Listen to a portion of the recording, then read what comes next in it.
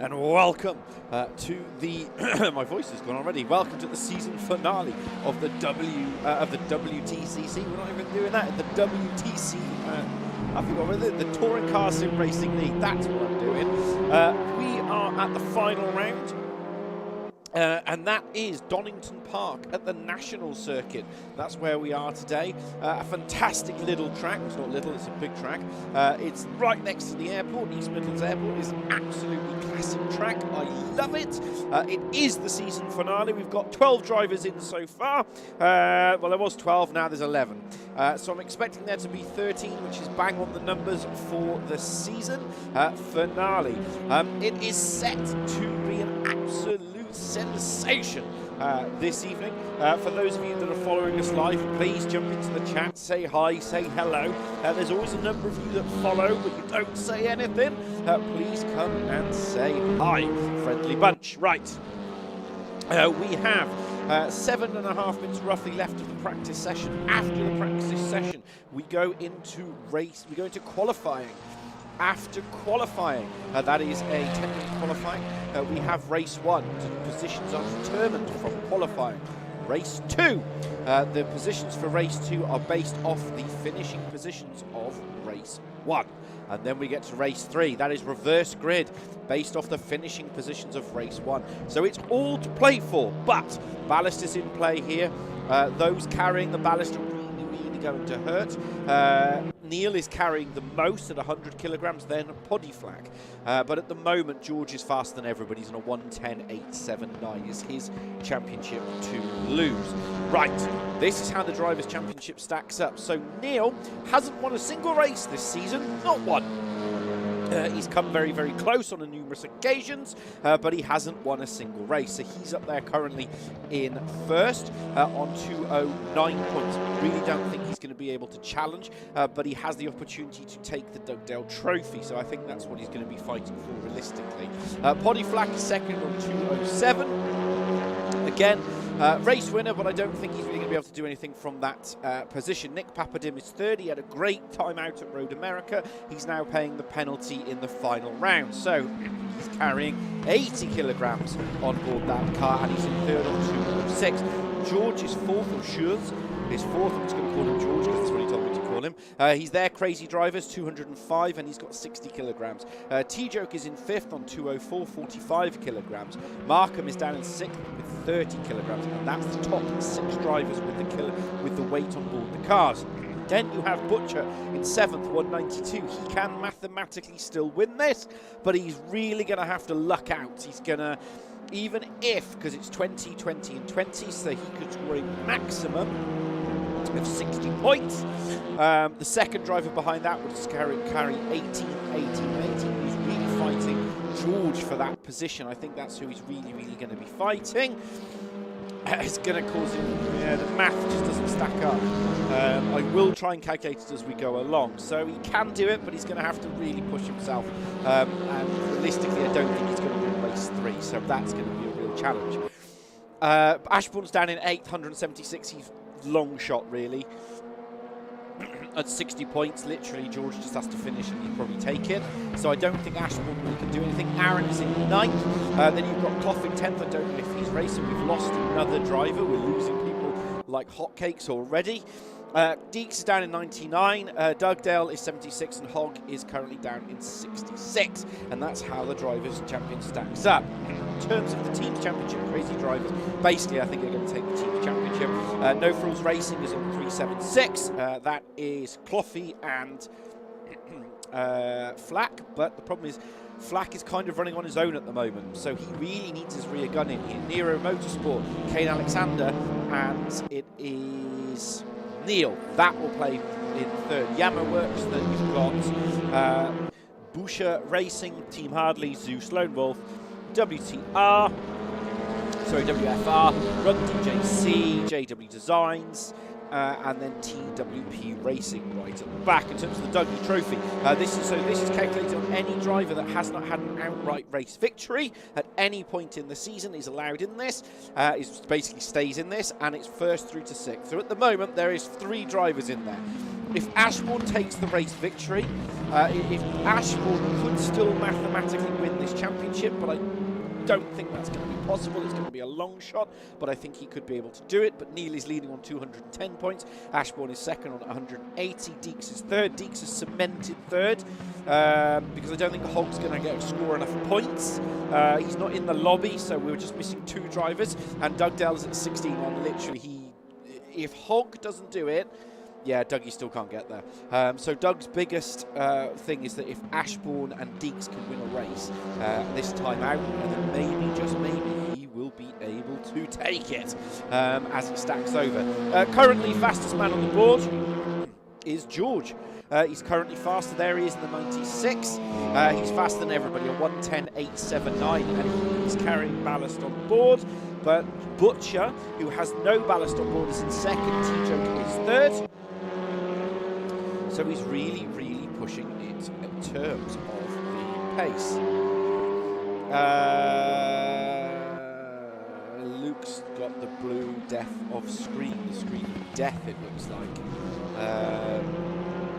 He's really struggling. I wonder if, I don't know what that is, but we'll have a look post-race. There's not a lot he can do about it now, so he's, well, it says he's got the blue screen of death, but he seems to be running around in the track, so I'm not quite sure what's going on. No, he had the blue screen of death, and he didn't have the blue screen of death. He might have had the blue screen of death, but there we go. So Ashbourne's currently third, 160. He's 1/110th off current fastest. So it's really, really going to be about who can maximise their points from this position. It's going to get really, really tricky. But let's see. That's how it's kind of stacking up, but there's not a lot I can add. I mean, at the end of the day, we've got about 7 or 8 drivers that can take this championship, and it's all going to come down to it's all going to come down to the margins. At the moment, Shaw's he's just ahead of second place man, but he's not far enough ahead that it's going to make any real difference. He's 9/100ths of a second ahead of Butcher. Ashbourne is in third. Yeah, 1/10th behind that. T-Joke is then 2/10ths. He's with T-Joke and Markham are kind of together. Aaron and Poddy are together. Neil's kind of is on his own. Deeks is at the back. Papadim is right at the back at 1.5 seconds. He's 6/10ths currently off pole position. But again, I think this is his first time really carrying maximum ballast as we come up into Coppice. Great overtaking opportunity as you come down the back straight here. Well, technically it's the back straight, but it's a massive long straight as we ride on board. Let's ride on board with him now. But this is where we come down to the S's. You can defend hard into this position. And as you defend hard, you don't want to ride the curves too much going through the S's, the Fogarty S's, and this takes us down the start-finish straight, and that takes us all the way out to Redgate. There are equal, he's 1.153 off. Driver needs to be careful. They've got to be careful entering the pits, you see. Now we run. And it looks like my screen top left there is having its little bit of an overlay issue. Let's see if we can twig it back in again. Yeah, it's going to be one of those days, isn't it, where I'm going to have to reinstall a bunch of information to make it work, but there you go. It is what it is, to be honest. There we go, 23 seconds left of the practice session before we go into qualifying 1. I will be with you for the entirety of the next, about 2 hours it will be, 2 hours, maybe 10 minutes.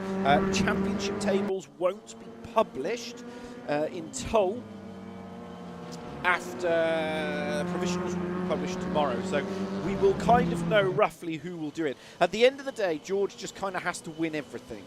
Butcher is an outside chance. His nearest championship rival, which is Poddy, well, Stu really, they're miles behind. So after race 1, effectively he's going to take it and should be in the lead of the championship, and then basically he just has to finish ahead of them. Papadim's diving in the pits, so we're going to go on to Auto Direct, and we're going to stick with Shaw's actually. We're going to stay with him to see how he can do through the first lap. They're going to put a banker in. Lap time round here is about a 1:10. I'm expecting qualifying him to be actually a little bit quicker than that. I'd expect him to be in the 109s is what I'm looking at. Top end 109s, bottom end 110s. This is Redgate. Right side through here. You turn in early into this corner, keep it nice and tidy. Goes wide to the rumble strip. Not too wide, classic track. You can run onto the grass. And then you come down into the corner that I have forgot, the crane of curves, that's it. And then you come out of the crane of curves to the old hairpin. Right side, turn in early, take as much curb as you dare, but not too much to launch the car. There's the old bridge as you come up through Schwartz Corner. It's Hollywood, that was the one that I missed. Then the left side as we come up to McLean's. Right-hand side, nice and tidy, no heroics. As we climb again up to the top of the hill. No, he's reset. Lap invalidated. Invalidated lap. Markham is currently fastest, 28.390. It's really tricky here in terms of getting your lap invalidated. So they need to be careful. They've got to put a banker in to start with. So Markham is on it. The question is, how far is he on it as it stands? Go to the heli camera. This is coming up to the S's now through the right left-hander. We will stick with the heli for a moment. Through the right-hander. Then it's the left-hander. He's taken too much curb. Has he compromised it? Has he got himself basically a lap invalidated? Across the board, no, 110.917. It's not going to be good enough. Simon Ashbourne is 5/10 behind. Craig Deeks is now coming on the board. Where is Butcher? Let's pick up Butcher. He's just come down through the crane of curves and out up Hollywood. Then it's through Schwartz Corner here, out of Schwartz Corner. 300ths of a second off provisional pole, which is Markham at the moment. Dougie's put a time in 1:12.701, 2.7 seconds off pace. But that's really going to trick him. Up the top of the hill here into Coppice. Love that corner. Absolutely magnificent rise. He's 3/10 off. He's going to have to get the hammer down. At 110.917 is not going to be good enough. It's going to be a low end 110, 109.8, 109.9 maybe is what we're looking at. 0.2 of a second. That's more like it. That will be a lap invalidated, I suspect. He crosses the line. Does he get it crossed? Does he take enough curbs? Takes a dart for the line. 110.674. No invalidation. Not going to be quick enough. That won't be quick enough, I don't believe. Shaw's just isn't quick enough. He's run wide. How far does the game ping him? The game is quite good. He crosses the line. 110. 110. Fastest by 0.003 of a second. 0.003 of a second. So he is currently third. Markham is 0.2 back in third. He's going for another run. Then you've got Stu Neal is up to fifth. Poddy Flack hasn't run. Aaron Large is currently ahead of Kane Alexander. A man, we'll see what he can do, but we're going to stick with Markham. This is for the championship. He's third, don't forget. He's behind the two links. Those links are heavy on fuel. There isn't really a long enough straight at this track at Donnington. He's bailed. He's bailed out. Where's Butcher? Let's pick up Butcher as he comes down through Hollywood.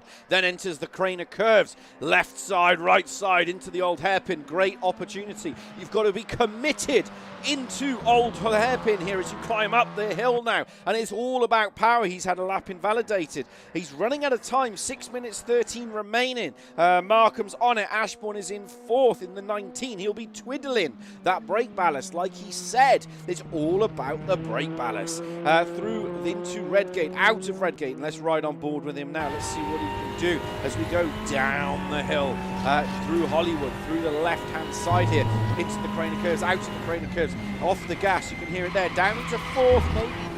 He's holding it. Keeps it just on the black stuff. Butcher's on for another lap. We will keep an eye on that on the board, but we're going to stick with Ashbourne.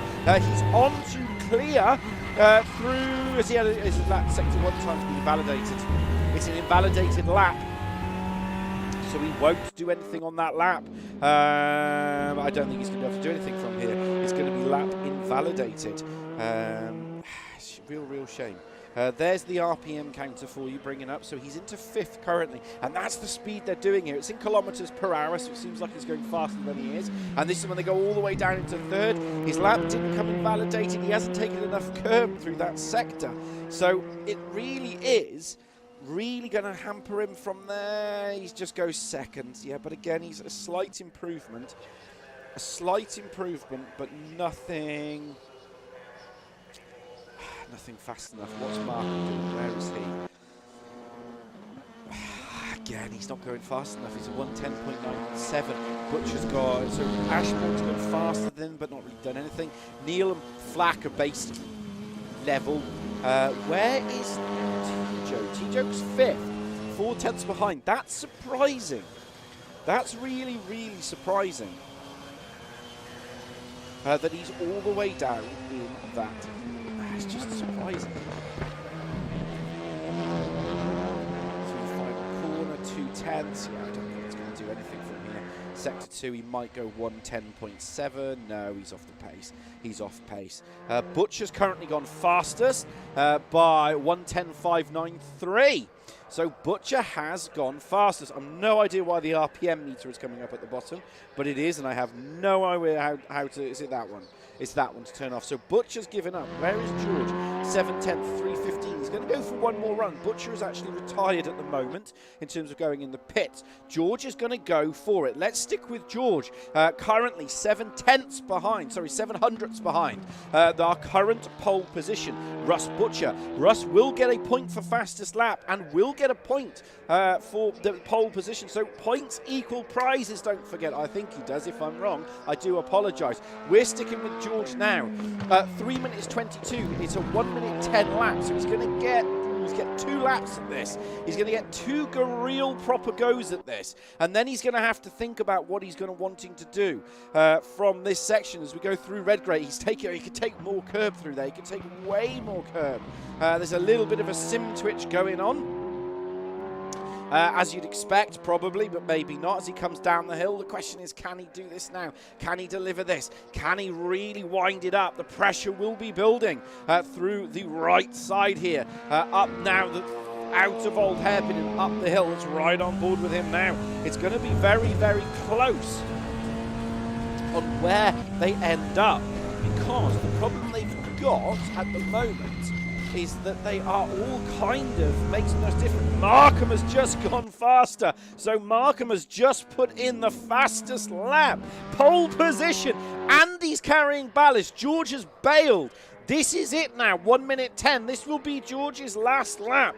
We're going to stick with him till the end. I don't think he won't have enough time to go round again. So it will basically be this or nothing.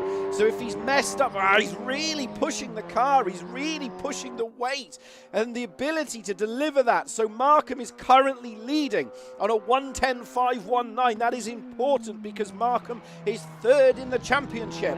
So this is it really now for George. Can he do anything as we go down over the crest of the hill, down into Hollywood, into the Craner curves? He'll be building up that speed into 4th, 5th gear. Pops it down into 4th through the right-hander. Old Hairpin keeps it nice and tidy. No heroics, car sliding, screaming murder through Schwartz, out of Schwartz, up through the old bridge, up onto the top of the hill now as we climb and climb and climb. Ballast playing a real problem here. He takes as much track as he dares. Question is, can he deliver it? So the time is nearly up. This is it. It's a 1:10. He won't get another go at this. Through the right-hander into Coppice. Out of Coppice he comes. Down the back straight he goes. Where is he showing on the board? Potential. Potential is there for fastest lap. The timings haven't shown up. I have no idea why, but it hasn't turned up. There they are. Sector 1, 3/10 off. He's not going to do it. He's not going to do it. He's bailed. He's bailed. That's it. I don't think anyone's going to do it. Where's Butcher? Butcher's coming through for his final go at the stab at the cherry. His first sector plus 600ths of a second. He's 300ths of a second up. Does he run wide? Does he put it on pole? Does he plonk it on the front row of the grid? On that prize possession? Yes, by 900ths of a second. No. No, he doesn't. Yes, he does. No, he doesn't. No, it didn't come up. It was invalidated. The lap turned up to be invalidated. Unless something has horribly gone wrong, it's showing up on my board as an invalidated lap in the last corner. I cannot believe it. So your pole position, final pole position sitter of the season is Aaron Markham. Stunning result. Butcher is 3rd. Butcher is 2nd. George is 3rd, T-Jerk is 4th, Ashbourne is 5th, solid result. Craig in 6th, didn't even talk about him. Turned up, got off a flight earlier from his holiday in Tenerife, puts it on 6th. Flack is in 7th, Alexander is 8th, Large is 9th, Neil is 10th, Doug is 11th, and 12th is Papa Dim. But look at those times. All the way from 1st to 11th is separated by 1 second. 1 second separates from 1st to 11th. So this is not over yet. It is really not over yet. anybody could take this. Anybody could be the race winner. It's all going to be about fighting through that pack and having that ability to deal with the other drivers and to deal with the pressure of what everyone is doing. Now, they're going to be in the garage mode in 30 seconds, and then we get the 15-second countdown. It's race one, don't forget, so this is a 15-minute race. The positions from this will determine the next race of the evening. So get ready. They're all going to get into the garage. They'll all be plonked and they'll all start to lobby themselves up, and then it's going to get toasty out there. They're all going to be wanting that position. They're all going to be swapping it through, and here we go, race one. We're going to stay with George, see where he can stay with from this position, and you can see as it all starts to lights out, and it's away we go. Lights on the right side, they're really flashing, and it's green, green, green. Craig has had a false start, drive-through penalty. His championship is over. That is it, but Ashbourne has had Aaron has had a fantastic start. Into first he goes. George is muscling his way through into Butcher. Bing, bang, bosh, lean doors 2x2. As they all come down to Hollywood, they're going to have to sort themselves out. Everyone gets through turn one unscathed, but Aaron has had the perfect start to his championship defence in order to needs to get away as quickly as possible. Butcher is into second, holding it up. George is in third. Right behind him is T-Joke. He's in fourth. Flack is in fifth, and he's doing a solid job. T-Joke's already had a slow down penalty, but look at Ashbourne. Ashbourne has dropped to sixth. He's really, really hurting. But we're going to see as we drive up now to the top of the hill. In the background, Luke Dugdale at the moment is holding stations. 14 minutes to go. It is all set there. Stu has had a slow down penalty in the background. Kane Alexander is up to 8th, but Aaron has already gone defensive, riding from the rear view camera. There is Butcher flashing his light saying, I'm coming, that position is mine and that championship is mine. George overdriving the car there has had a slow down penalty. He's going to have to think about shaving that off without letting his teammate through. In the background there you see Craig diving into the pits. Poddy Flack is up to 5th, second in the championship. Look at Kane Alexander. He's managed to find some right old legs in this second half of the race. Well, second half of the race is technically the first half. 13 minutes 27 to go. And there he is. There's Kane Alexander in 7th position. But we leave. We're not going to stay with this. So there is Kane Alexander in 7th. Right behind that, riding from the rear camera, there is the 32 of Aaron Large. Right behind that is Stu Neal and the number 100 Lincoln Co. He's trying to go around the outside. This is a very, very audacious move.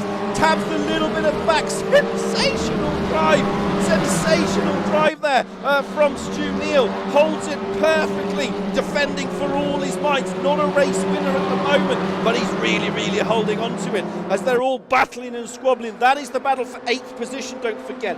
But look at the battle for the lead. At the moment, there is Shaw's in 2nd position.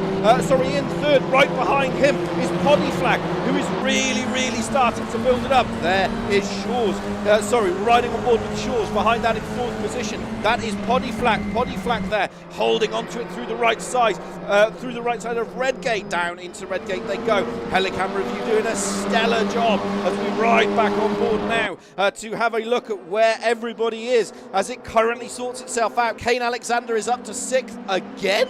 He's doing a stellar job in that 68 Lincoln Co. I don't know if this is a track he likes, but he seems to be really winding it up. He's taken a little bit of an excess corner. They're all getting slow down penalties, left, right and centre as we ride from the rear view camera of Kane Alexander. He's in 6th position. Right behind him in 7th, that is Pedro.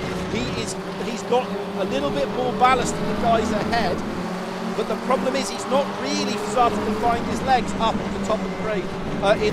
There, he's got to run now.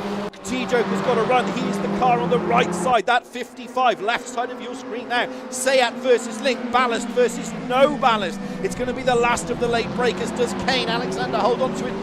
No, he doesn't. Look how much more confident T-Joke is through that section of corners. He's absolutely all over the road. He holds on to it. Sensation. He hasn't let it up though. Kane is on the right side, 68. That Lincoln Co., that blue Lincoln Co., the left side, he's giving it up now. He's had a slow down penalty and that's allowed Stu Neal in the background to fly past through this entire squabble at the back. Papa Dim is out of it. Craig Deek is retired.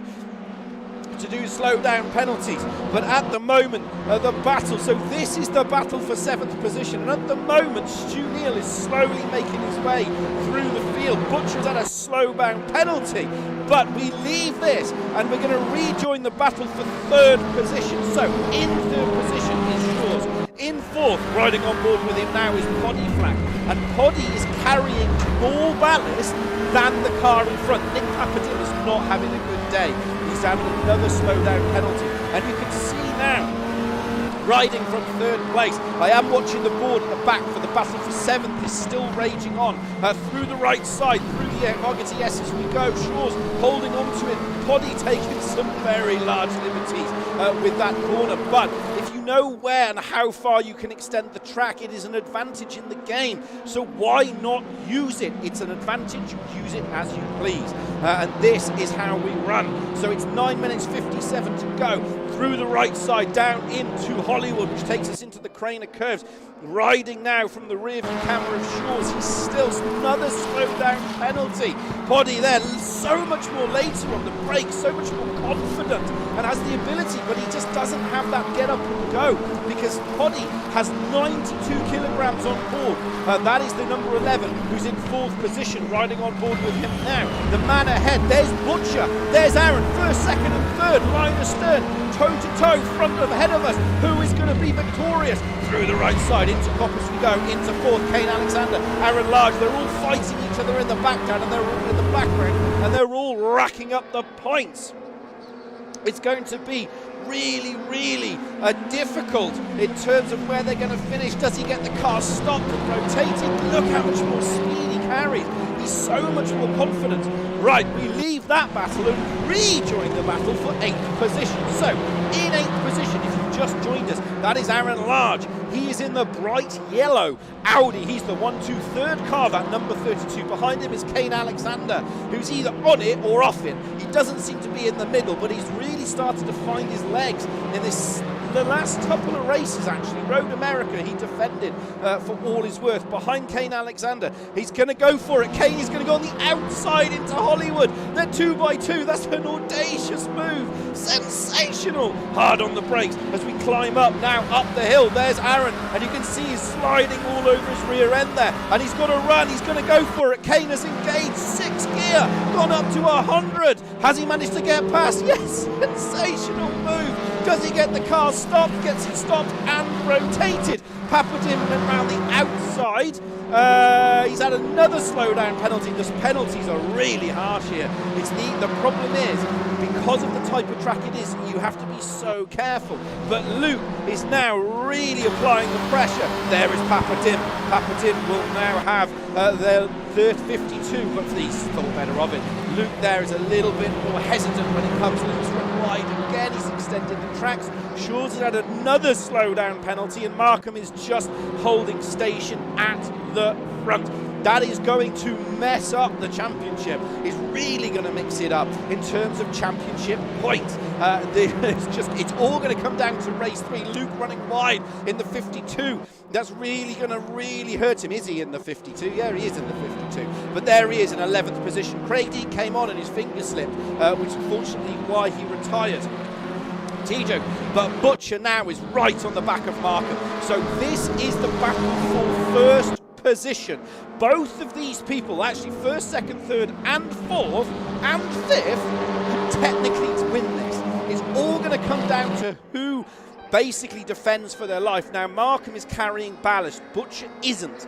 That's going to be a massive factor. It looks like there's some a little bit of a sim twitch going on there, but we've spots in. He's got the car stopped and rotated, and look at Shaw's, I think now that Poddy has had continuing lap abuse limits, that's released the front 3 drivers. So it's all going to be play for with 6 minutes 30. There is Craig. Craig's retired in the pits. But as we ride from the rear view camera of Aaron Markham, he's leading the current 3rd in the championship. Don't forget, behind him is Butcher. Right behind that is Shaw's, his 1st, 2nd and 3rd. Butcher there is holding it off. Shaw's is going to have to hold on. Is there a contact? Is there contact? No, he just manages to get the car stopped and rotated, but Aaron just doesn't have the legs climbing up the hill. The question is he going to be able to go any further? Has he left the door open? Has that caused Butcher any issues? No, it hasn't. He's managed to just gap him enough. Kane Alexander has managed to get past Large. No, Large has managed to get past Kane Alexander. This is the battle for 8th and 9th. There's also a battle for 1st and 2nd. I can't keep up. So this is the battle for 8th. In 8th position is Kane Alexander. He's in the 68. Behind him is Aaron Large in the yellow DHL Audi. This is the battle for 8th and 9th. And look behind that is Papa Dim and Dubdale. That's the Renault and Audi. And they are closing comparatively, but they're too busy squabbling with each other. And it's allowing these two drivers to get away. Kane's just so much more confident in that sector. He's just so much more. He has so much more ability. Right, we're going to leave this battle and rejoin the battle for the lead. So, in the lead is Aaron Markham. There he is. That one, some of the queue, the number 18. It's Honda versus Audi versus Seat. Any three of these could take the championship. The one with the biggest advantage here is Shaw's. Well, no, isn't. It's Butcher. Actually, Butcher has the largest advantage now. While we've got a bit of a gap here, I'm looking in the background, so I'm watching the battle for 8th and 9th as well. So, currently in the lead is Markham. As we ride now on board with Shaw's, watching the action unfold. He's third, don't forget. Now, when we're looking at the difference between the cars, we're looking at Butcher riding on board with Butcher. You can see, because Butcher isn't carrying the ballast, he's able to gain and gain and gain on the Honda. But Aaron has just managed to find that little extra tempo. This is where Aaron actually is the most susceptible to an attack. It's coming down the main straight into Redgate from Hollywood to the old hairpin. And that's where Aaron has to really hold off second and third. See, Poddy's day has gone from bad to worse. He just needs to drive the car a little bit slower, and he's slowly falling into the clutches. But Aaron at this stage is getting faster and faster and faster. He's managed to make a gap of 3/10, but then as we go through Old Hairpin and climb up the hill, watch the difference between Aaron and Butcher. Butcher really starts to close the gap here. It will be to less than 1/10 of a second, so it only requires one mistake, one wheel, one little corner too wide, and Aaron currently leading in that Honda, that number 18 in front of your screen. He will lose that position. Shaw's in the 96. He's just sitting at the back hoping that somebody does something stupid and he can check himself out and get the position. It's 1 minute 10 seconds for a lap here. So at best, they've got 3 more laps to go. And Aaron basically has 3 more stellar defenses. He doesn't want to run wide. He doesn't want to cause any little bit of a stir. Otherwise, he's really going to have a problem. As we now ride from Butcher, this is where Butcher closes up, and unless Butcher can sail it up the inside for one last-ditch attempt, I don't think it's going to work. Simon's had a slow-down penalty. So we're going to stick with this, as they're now side by side. They're 2 by 2. Has Butcher got the run? Has he managed to get it into sooner? Has he forced Aaron into a mistake? Aaron's going to have to go defensive. Surely Butcher's squirming. Butcher in that Audi is squirming under pressure. He's surely now got this done. Has he got the run as we climb up the hill?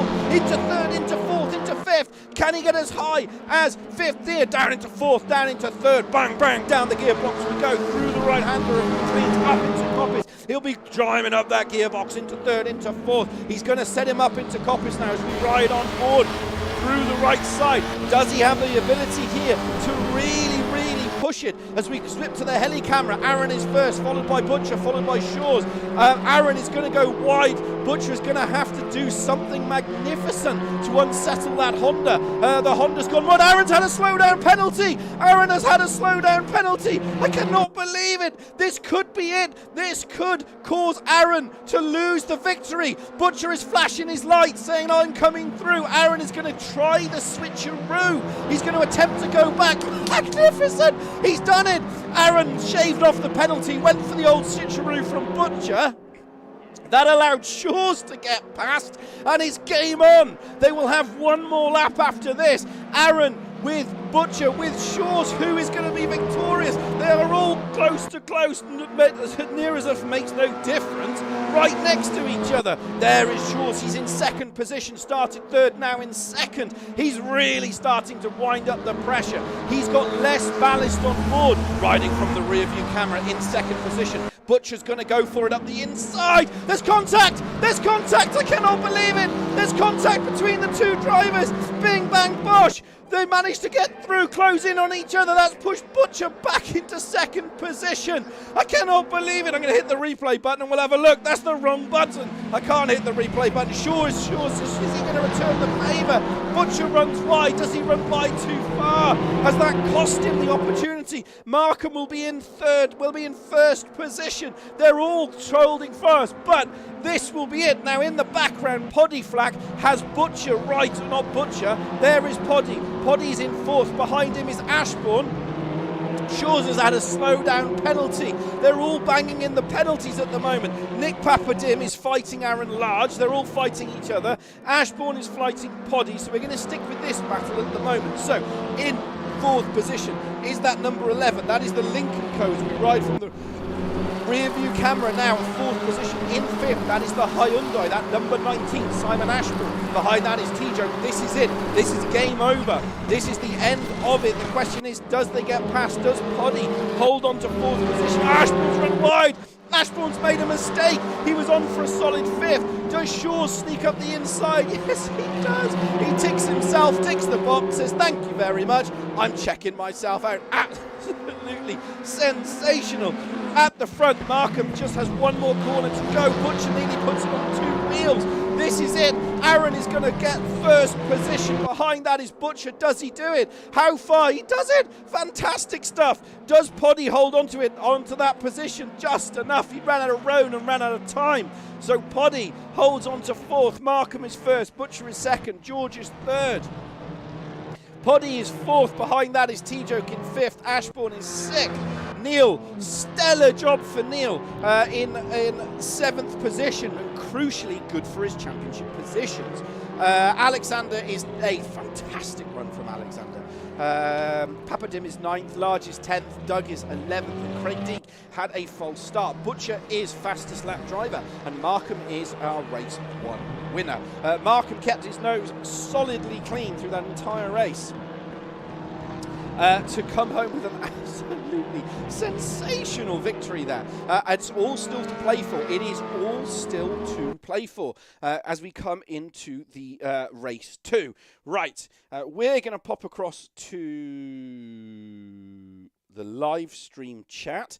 I've got to hit all the right buttons. As you do, you'll probably see me. Hello and welcome to the commentary box for the very last time. I think I've got on that, and I think my audio is now checked correctly.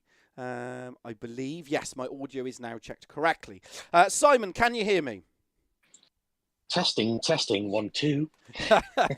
Fantastic. I'm hoping the audio is all correct now, actually, because I did play it around with the audio. I can hear you, and you can obviously hear me. So yeah, the audio looks correct now. Fantastic. What a race! What a race! I was just going to say, what a race. So, obviously, outside chance of obviously taking the championship, and I think statistically now the Drivers' Championship is out of reach, but a solid result, because obviously every points gets closer and closer to you winning the Dugdale Trophy. I mean, you could still win race 3 or race 2. We've still got to play for. But first thing I want to talk about, how you were kind of on your own for a lot of the race, and then right at the end you had like a flurry. We had a flurry at the start as well. Yeah, that's the old tyre whisperer coming back in. I think Poddy burnt his tyres out. He got past me early in the race and pulled away, and he pulled a 2-second gap, and I had over 2-second gap behind. But as Poddy burnt his tyres out, I was catching him quite quickly, and I think the last 2-3 laps I was right on his tail. But the trouble was, there's nowhere to pass on this track. It's a massive overspeed. It's a very very tricky track to pass at. But equally, it means that the ballast doesn't come into. I don't think a ballast plays an effect, but I don't think it plays as a big of effect as say something like Silverstone. The straights just aren't long enough to do anything. I was right up behind Paddy a couple of times and faster than him, and I barely got my front wheel alongside his rear wheel, and he can't lunge from there. It'll cause an accident. So, and the trouble was that opened me up. Then I got caught by Chokey in the last lap, and I outbraked myself going into the turn coming up the hill at the back. Ended up on the gravel a little bit. Yeah, I saw that, and then it was just sixth. But I mean, that's a solid result though at sixth for yourself. Yeah, but Stu's right behind me, and I think he gained more places. So for the Dougie, I think that gives him a better result. Yes, if I read it correctly. Yeah. So even though the points difference is marginal, the lobby's open, by the way, if you're not in it. Yeah, just so. But even so even the two, in terms of they're so close together in terms of where everything is, that I don't think he finished far enough behind, because he had a real I'd say rough first half, and then he really managed to find his stride in the second half, almost like he got used to the balance of the car. Well, I think the first half of the race, Kane was behind me, and I think he was a bit of a bottleneck. And as soon as I think he lost a couple of places, and they all cleared, like a couple of cleared him. They started closing in on me quite quickly. So I think it was as much to do with Kane as anything else. But Kane, I mean, I've only got 2 minutes left, so I'll keep it brief. But good luck for race 3, because I just want to quickly touch to Russ and Aaron, and then I'll probably talk to Russ, and I'll probably talk to you, Aaron, after race 2, if I'm honest, because I don't think I'll get time with 2 minutes to go. So good luck, Simon. Good luck. Russ. Cheers. Speak to you later. Russ, just a quick one. Obviously, Simon was saying how hard it was to pass. Did you find that as well? Was that the case? It was a case of that you got to be so careful you didn't... Because obviously Aaron basically led... He did that. He lost the position to you and then went for the old switcheroo. Yeah, I just outbraked it. He got a slowdown, and I kind of thought I'd defended for him for most of the race, and I kind of thought once he got that slow down, he was going to let me pass, and I could go on and win, and he could fight Shaw's on his own. I'd done it for 11 laps for him, and then he just didn't. He just he was parking it a lot, and I thought, if I'm that much quicker, just let me pass. You're slowing yourself up by doing that. But it is what it is. Shaw's isn't happy with the way I overtook him, so we'll have a look at that afterwards. So yeah, we'll see what happens, but. Yeah, I won't be too, my friend. I won't be defending this time. I'll be going for myself. So. Don't you worry, sunshine. That's fine. Unfortunately, I've done that, and now I'm getting moaned at for it. So yeah, I'm just going to do my own race. Your part now. That's fine. Yeah, bob it past me. Just go for it. But it's one of those things. I think at the end of the day, it's I don't want to upset anybody. Like I say, I was. It's not. I'm upset, Ross, but I did a clean overtake, and you were never alongside of me. Then we'll look at it, mate. And if I'm wrong, I'm wrong. If I'm wrong, I'll hold my hands up. But I thought I had a run. And I thought I was alongside. I'm not mad, but you see the impact. You hit into me in my rear. I wouldn't. In my view, to be fair, in my view, it wasn't rear; it was side to side. What I'm going to say, guys, is we are live. We are live on stream.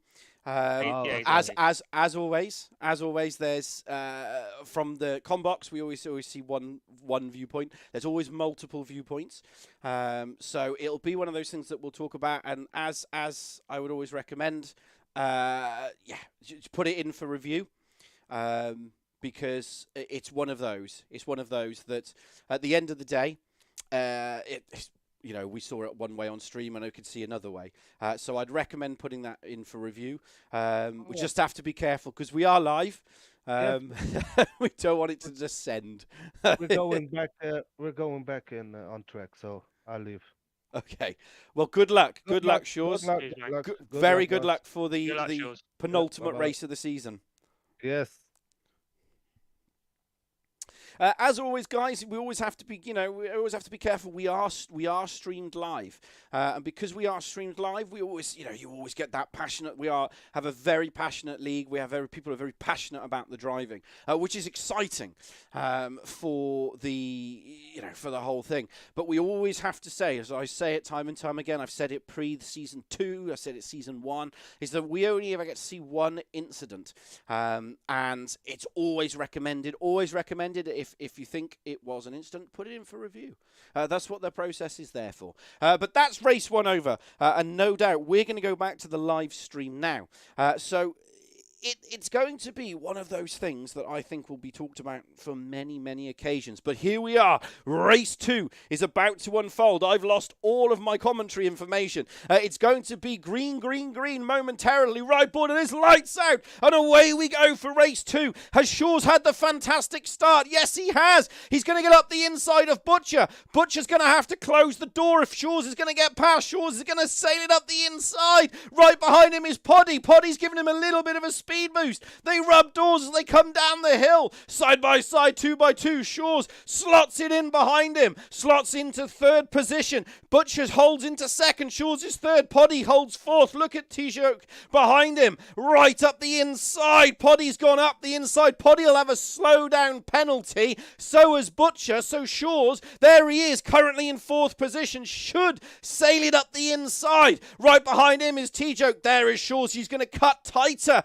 into that corner. Absolutely sensational riding on board. Poddy's gone defensive. Shores a wily old fox. He's not going to let that really startle him. Shores will hook up the inside, take the tighter line, but Poddy has closed that door solidly shut. Poddy's on the left side in the number 11 link. The right side is Shores. The 96 Butcher is currently leading as they all pile into each other. Absolutely massive contact between the drivers, outbraking themselves, but they've all managed to get themselves unscathed. Stu Neal rumming in a little bit of a doors. That's Butchered, the 19 of Ashbourne. Ashbourne holding in 6th position. Now Shores is in 4th.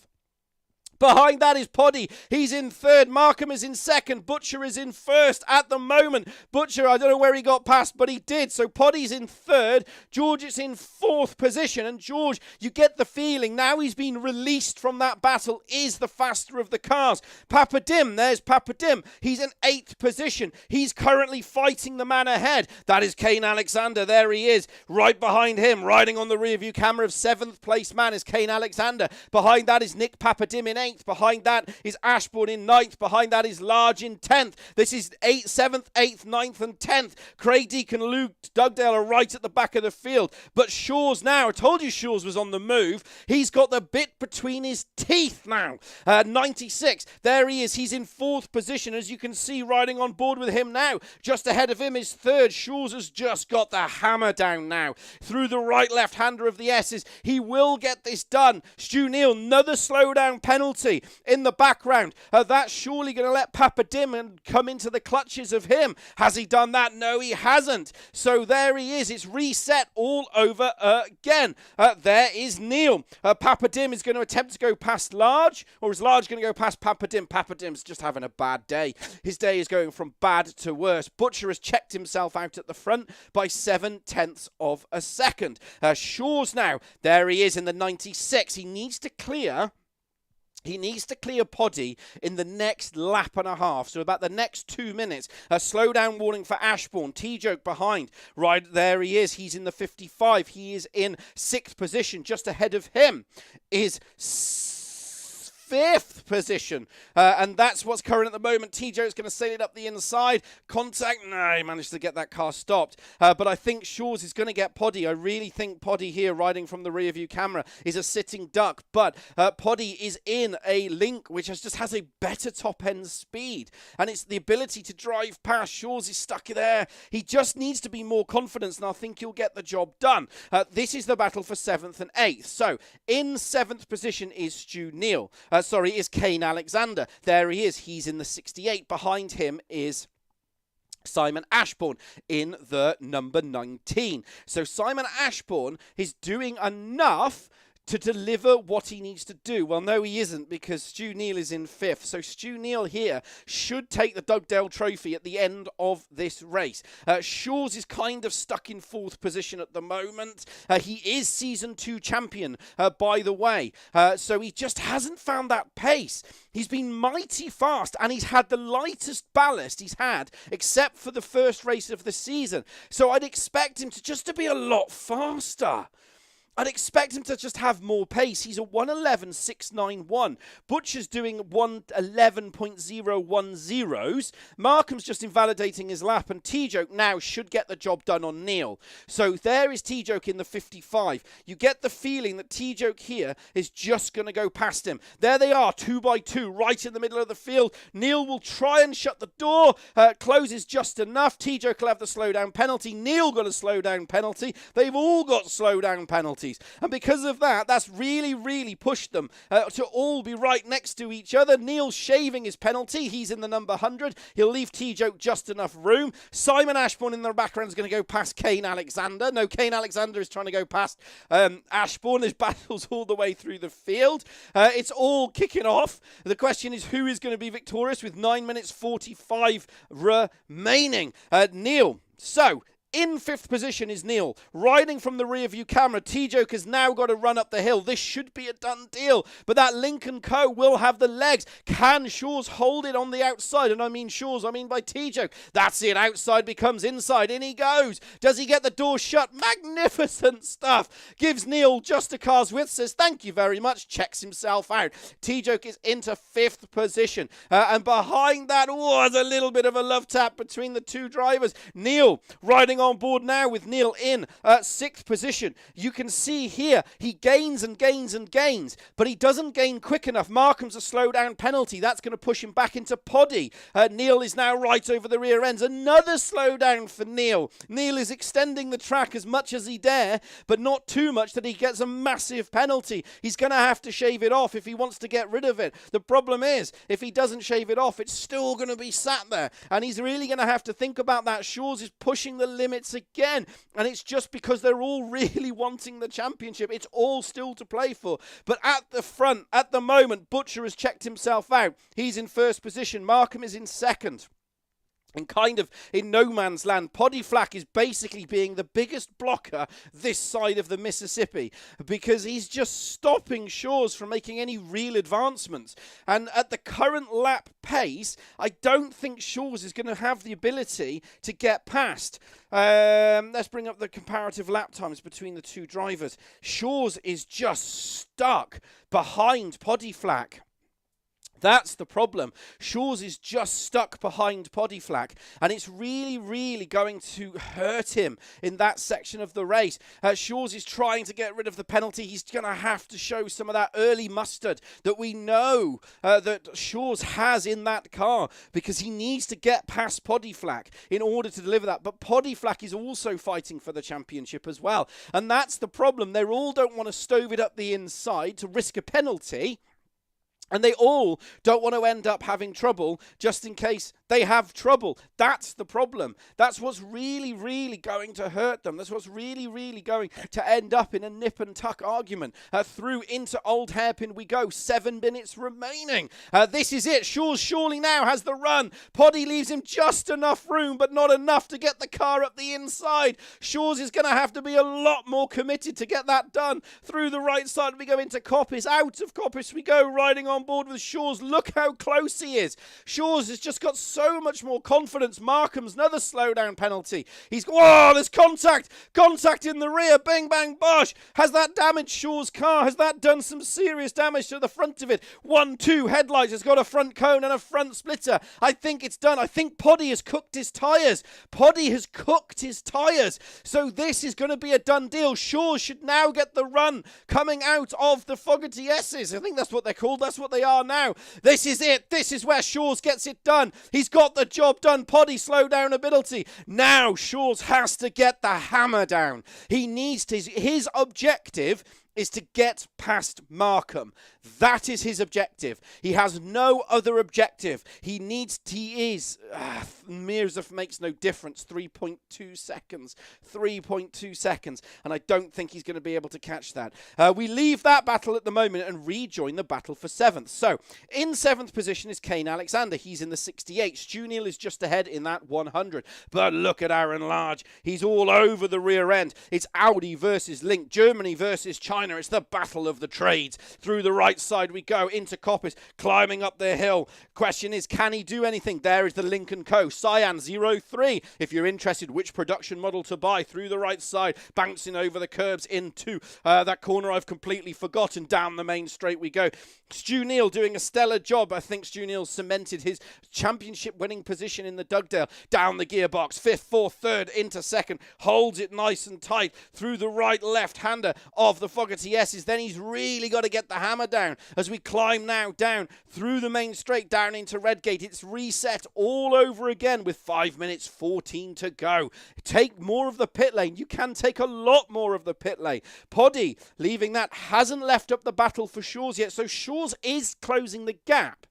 He's at 3.1 seconds now. So he is closing the gap, but unfortunately, he's now got Poddy sat up his rear end, getting a lovely little tow. Nick Papadimmas had a slowdown penalty. Luke Dugdale, I think, has probably had a computer crash. Aaron Large is once again, so this is the battle for 7th and 8th. These two have been locked together in a battle at lap after lap, corner after corner, and they haven't really made any progress from each other. They've basically just trading different sector times, and that's creating a little bit of a unique problem, is that Kane at this section here just pulls away as we ride on board with Large now. And I say he's pulling away because he let off the accelerator. You could hear him momentarily let off the go-go pedal, and as a result he's lost the juice in his engine, so he's got no more juice to give him, and then he's back on it, piling the juice back into the engine. The question is, can he do anything? I don't think he can. It is 4 minutes 3 remaining. That will give us, on average, it will give us a 3.3 laps, 4 more to go. Butcher is doing all he can do. He's 3.5 seconds ahead. Shaw's has got the gap down to 2.7 seconds. So he needs Markham to make 1 or 2 mistakes to take that opportunity to take that race win. The problem he's got is that they're all fighting each other at the moment. So while we've got a little bit of a break, how is Shaw's doing? These times. So to give a comparative, when he was stuck behind Poddy, he basically lost the 2 seconds. That's where he lost it. Now he's been released. His last lap, lap 9, he was 0.3 of a second faster than the man ahead on the last lap. In the background there, you can see T-Joke trying to attack the back of Poddy. There's a little bit of a sim twitch there, I think. Somebody needs to pay their internet bill. And as a result, there's a little bit of a twitch there. But he's just holding on to it. Shaw's is not as consistent as he should be. He's at the 88.88%. The front two have checked themselves out, basically. Shaw's, I think, is going to run out of time. He's got 3 more laps to go. But the problem is it's 2.7 seconds. It's a very tall order from this section, and I've just realised I've done the whole thing without actually having any engine noises, so I've put the engine noises on. I do apologise for that. It's 2 minutes 33 remaining, and yeah, I don't think he's going to be able to do anything from that. Markham is currently in 2nd position in the 18. There he is, holding on to it. I don't know what that does for his championship. Now T-Joe should get past Poddy. This is just going to be a done deal. He's just faster. Poddy is going defensive, but leaving pushing the limits of defence, but he's not going to be able to get past. T-Joe should just get this done. George is 2.8 seconds now. Poddy will go defensive, and then he will leave just enough room, but not enough for T-Joe to get past. T-Joe is going to go, he's going to go around the outside. There's contact between the 2 drivers. Poddy manages to hold it onto all 4 wheels. T-Joe just holds onto it, and T-Joe is into 5th, holds onto 5th position. It is the, well, no, it'll be 2 more laps, and Poddy got himself a slowdown penalty for his crimes, and as a result, Poddy is in 4th, and I don't think he'll stay that much longer. Butcher is 3.3 seconds, Markham is 3.4 off the lead. That's going to be a no-go. George is 3.13 seconds. He's slowing down. He's losing time now, but he had a slowdown. Now this is it. Markham has had a slowdown penalty, but we leave that and rejoin the battle for 8th position. So these two have been locked together lap after lap, corner after corner, trying to battle each other to get onto this. Craig has had another slowdown penalty. He's in 10th position. He's near enough to make something different. Going through the right side over the hill. Is he bouncing off the road? Does he hold on to it? Does Aaron manage to deliver anything from here? Through into Coppice we go for the penultimate round, for the penultimate race, penultimate lap, because we got 1 more to go. This is where the action is at the moment. Aaron Large is in 8th position. He's going to attempt to go up the inside of Kane, slide it up the inside, through the hallway we go, left side. Does he kick the door open? No, he doesn't. Kane will engage, turbo boost in that Lincoln Co, in that 68. He's the car in the middle of the screen. He's in 7th position. That bright yellow DHL Audi, the 32, hasn't been able to do it. T-Joke is once again on the back of Poddy, and this is going to be a battle. So this is the battle for 5th and 4th. In 4th position is the 11th car of Poddy Flack as we ride from the rear view camera of the wrong car. Behind that is T-Joke, and not T-Joke, it is T-Joke in the 55. He's not going to sail it up the inside there. He's going to have to do something very clever. He needs to set him up coming out of McLean's, out of here going into Coppice. He needs to force the driver ahead to go defensive. He will go defensive through here, and this is where he needs to pounce. Apply the pressure, apply the 5th, 6th gear he needs to get to. Into 3rd, into 4th, go, building up that pressure. Aaron Large is now going for it. There is 2 battles. I think T-Joke has left. 7th and 8th. So in 8th position is Aaron Large, and 7th to 68. The only way this is going to come through is if he lunges up the inside, or Kane gets a slowdown penalty. If he gets a penalty, he's going to have to shave it off immediately. Has he done it? No, he doesn't. Kane holds on to a sensational 7th. Magnificent. Aaron battled for all he's worth, is in 8th. Butcher, not really talked to him, so Butcher is your race winner. Markham is 2nd. Shaw's was 3rd. And Ashbourne has had a 30-second penalty applied to his race time again. 100%. That is the end of his. That's the end of the Dugdale Trophy for him. Neil has basically won that. Provisionally has won that because that is a massive penalty. So Butcher takes it. Markham is 2nd. George is 3rd. T-Joke is 4th. Flack is 5th. Neil is 6th. Alexander is 7th. Large is 8th. And then I forgot everybody else towards the end. But there we go. What a race. What a race. It's such a different race as it currently stands. Let's go across to the drivers. It's a completely different race now. It's the end of the season and every single point counts. We're not seeing those same type of driving that we saw in the opening half of the season. It just doesn't exist in the same way because there's so much to play for. There's so much on the line now in terms of the championship, who could take it. There is prizes as well. So they're all being really dead. Just not being touring car drivers in terms of this race. They're all being very careful in terms of how they drive the cars, how quick they drive the cars. So it's going to make an interesting thing now for race 3 because basically it's the last race of the season. All the points are important now, especially for the top 3. So it's going to be an absolutely...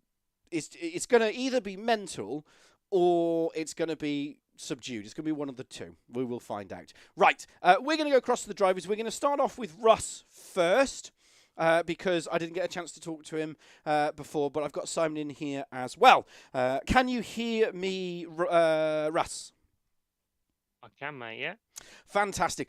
If you watch the stream back, I forgot to put the audio on for like 12 minutes.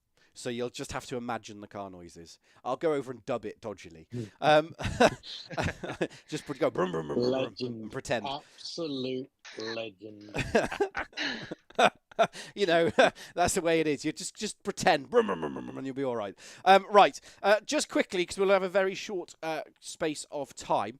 That's second race. Russ, you led from the front, got out, just got the job done. Yeah. The Audi's really quick round here with no ballast on. It's nice to have the car without ballast. It's the first time since Brands. So yeah, it is really quick. The old Audi.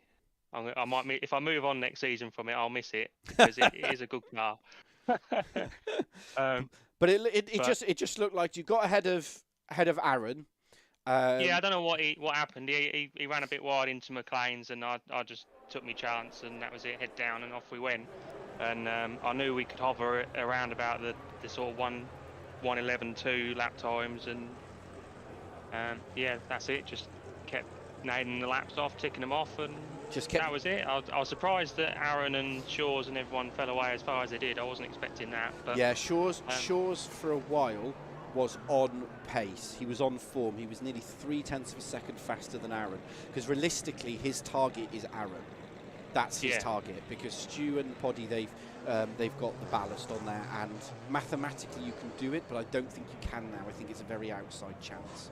No, like you say, I knew it was an outside so chance. Shaw's target is Aaron. And my poor maths, there's 2 minutes 45 remaining if you're not in the lobby yet. My poor maths still think he can do this. There is a... I would probably need fastest lap. Yes. And I would probably need to win it. Which I don't think is... If I'm honest... But then obviously... It's going to be a challenge, I think, in this race. But it's going to be exciting. We've done it before, Andy. We've done it before. Think back to Ningbo. That's all we've got to think. Think back to Ningbo and it will happen again. That is true. But this is what I've noticed with only 2 minutes. And obviously, this is a quick question for all of you. I'll approach on that after race 3 when we get into the longer chat. It seems to be the racing is a lot more subdued.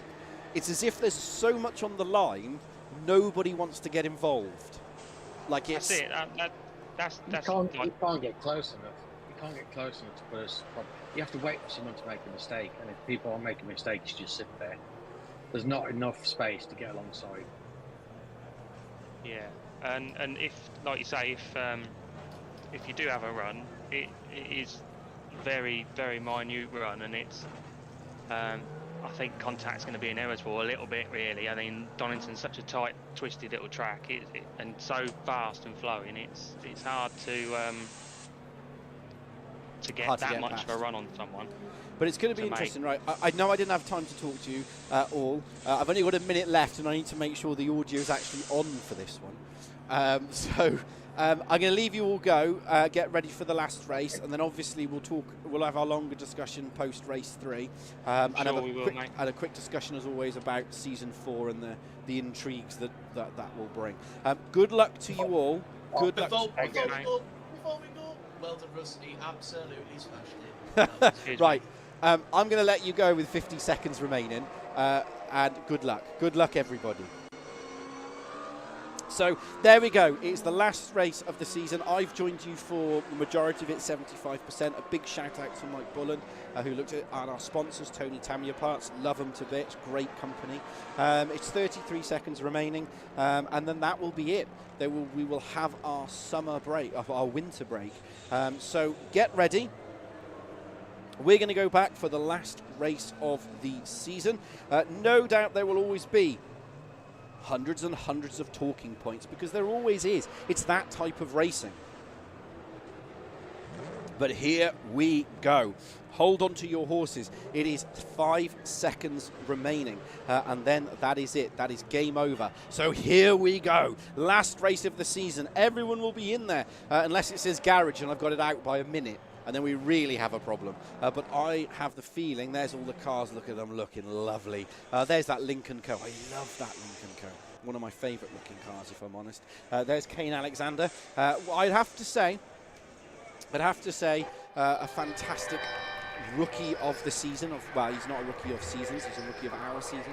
And same as Aaron Large as well. There's been some fantastic drivers that we've had this season. And it's made it really, really enjoyable.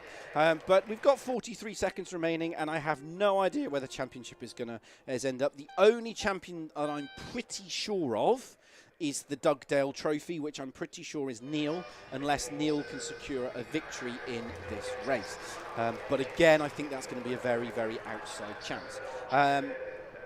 It's a tricky track to pass at, but here we go. Final race of the season. Will Craig Deeks finally take a victory?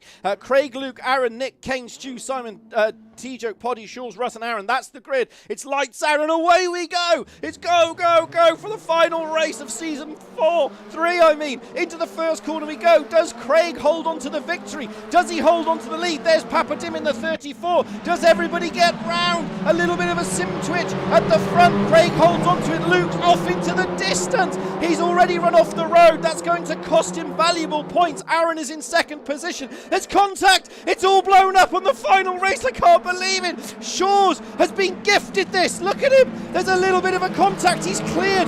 Poddy, that's perfect for his championship. His nearest rival is T-Joke. T-Joke should let him pass. He needs to think about the championship, and he's done it. T-Joke has solidly let off the go pedal, and that's pushed Butcher right up into this contact. There's contact. There's absolute carnage in the background. Bing, bang, bosh. Butcher, Poddy, Fleck. Butcher's out of it. It's now Shaw's. Shaw's has been gifted the greatest opportunity. He can now take that. I believe he can take it, but I could be wrong. Who's his nearest champion? He doesn't have one. There is nobody ahead of him in terms of his championship rivals. This is important because Nick Papadim, there he is in the 34. Papadim isn't going to be able to do anything. Papadim is going to pull. He's pulled over. Papadim has pulled over. Did Papadim have a slowdown penalty? No. No, he hasn't. So Papadim has led Shaw's through. I believe that is some tactical racing going on. It is all to play for. It is going to be sensational. Now there is Neil in that number 100. He can win this. So he could end up taking a race victory. Look in the background. You've got Shaw, T-Joke in the 33. Aaron, who's in the 8th position. Luke has now got ahead of Simon. Simon's had another slowdown penalty. Butcher and Russ in the background had the coming together. Papa Dim. This is 5th and 6th. There is Shaw's, and Shaw's is closing. He's closing the door, corner by corner. There is Craig Deek at the front, being a massive cork in the bottom. So there is Neil. Neil also wants a race victory, so it is all to play for. It is not over yet. That one contact, that one accident caused Butcher and Poddy to lose it. There's a little bit of a sim twitch going on again. Has Neil taken the opportunity?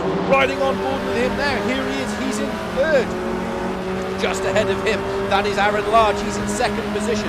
He is carrying ballast. Neil, who we're riding on board with, is carrying ballast. Aaron isn't, and nor is Craig. But Stu has the benefit that he's just a more honed driver at the moment. Kane Alexander is going to have to contend with Shaw's. It's all game on. 12 minutes remaining. Who is going to be victorious? I really don't know. I really don't know from this sector of the race. But Ashbourne is going to be praying to the gods of racing, and Shaw's has got a run. Shaw's had a run, but he didn't have a big enough run. And as a result, Kane has stepped it up.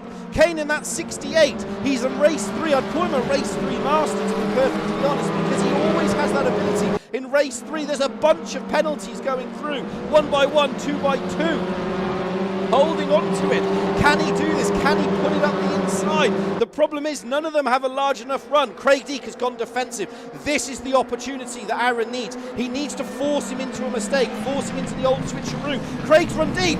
Craig's run deep. No, he hasn't. Yes, he has. No, he hasn't. He's not managed to do it, but look at Neil. Neil is right on the rear end. This is where the ballast. He's carrying 100 kilograms on board, riding from the rear view camera. Neil's going to go up the inside. He gets it done. Sensational. No, he doesn't. Yes, he does. No, he doesn't. He leaves him just enough room. Neil needs to engage overdrive in order to get it done. He's done it. Has he done it? No. Yes, he has. Sensational overtake from Neil. He sent it into overdrive. 100 kilograms on board that car. This could be Neil's opportunity for a race victory. Neil could hand Simon the Dugdale Trophy at the last race of season 3. Magnificent stuff. 10 minutes to go.